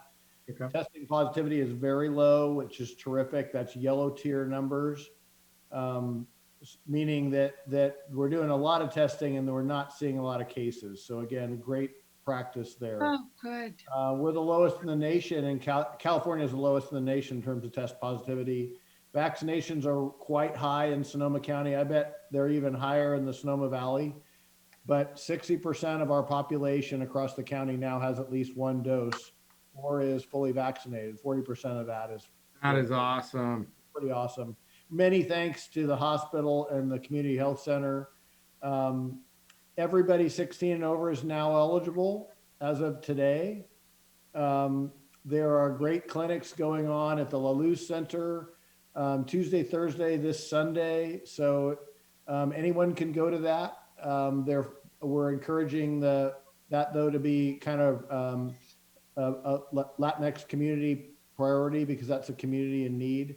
And then I think we are headed towards a nearly full reopening across the California for June 15th, and that means events. And we'll talk about that at the next meeting. I have one other thing I want to cover with you today. You guys are folks may have followed some of the, we set a planning commission meeting for the 22nd. It was a special meeting where we were going to talk about the Haven House. That has been removed from the calendar, and my going forward plan, and it's just mine, I need to bring it to the council, is that we're going to work on some smaller but important building improvements to the Haven. We're going to update the use permit in a little bit more careful time frame with regular planning commission meetings versus a special. I'm going to propose to you folks in your budget that you'll see for the first time in May that we co-fund with the county a Sonoma Valley homelessness strategy and a plan that looks at the whole valley and includes the whole valley and the valley community, that analyzes the need across the valley, that looks at best practices, and that makes sure it lands in a place that respects both the needs of the unsheltered or the homeless and the neighborhood. So I'll stop there unless anybody had any questions about those two things. Questions for Dave? Just jump in. I can't see you. Oh, I'll stop sharing. I'm still wondering, I'm able to discuss with this issue or not, because I'm the board member for the SOS. The Jeff helped me prepare the letter for for permission to the FPPC. So because I'm really concerned about this, because this heat of money was initiated a long time ago, 1 year already. I really don't know later why we postponed it again and again. And finally, we got the deadline. Then we want to lose this kind of chance. And also this is the money based on county's calculations, statistics. How many homeless people in your city, in your valley, and then allocated this kind of amount, 295,000. So each dollar for us is good. If we lost this chance, this is a grant. We don't have any obligation, pay any interest and all pay back. And I really don't know. So now I want to just tell you the background, and I'm waiting for the letter from the state. I know this wasn't agendized this way for a full discussion, but I really appreciate your points, Councilmember Ding, and happy to talk with you about that. It's a concern of mine as well. We didn't land in this place easily. No, and unfortunately, David, I'm sorry that he stepped away, but Amy brought the use permit up, I think, in 2020. I don't know specifically the date, and it should have been discussed back then. Or maybe it's apples and oranges, I don't know. but it sure left the table. That's all. That's all, folks. Great. Appreciate the presentation, Dave. Thank you. Really look forward to those comments on events. We're getting a lot of questions around farmers market and 4th of July. So as we get information about that, our public is anxious to learn. And I think everybody is going to feel like Sonoma is back to being Sonoma when we have those two. So those are the big things here. So Yeah. just And appreciate I it. have my own music planned, Mr. Mayor. Pinks, let's get this party started. A little Tupac. I love it. Well, we'll see if we can get that Tupac hologram they had at Coachella to come to one of our farmers markets. Exactly. Thank you so much, Mr. Mayor. Who has taken their pictures? Oh, I'm not. I got to schedule that. I think Logan and I. Did you, Jack? I haven't done it yet. Picture? I did. What kind of picture? I don't. It's not on the agenda. Oh, sorry. Goodbye, everybody. Sorry. Dave, you have more that you would like to share? No, I'm done. I'm done. I don't see City Attorney Jeff Walter, so we are going to go ahead and he never has comments anyway. So we will move for adjournment. I guess that's all I have to say. So Thank you, Rebecca. appreciate it. Have a good night. Thank you, Rebecca. Apologies to folks who were here for item 6. Thank you, Dave. Thank you, everybody. We got to move that. Bye. Please come on the 3rd. Thank you.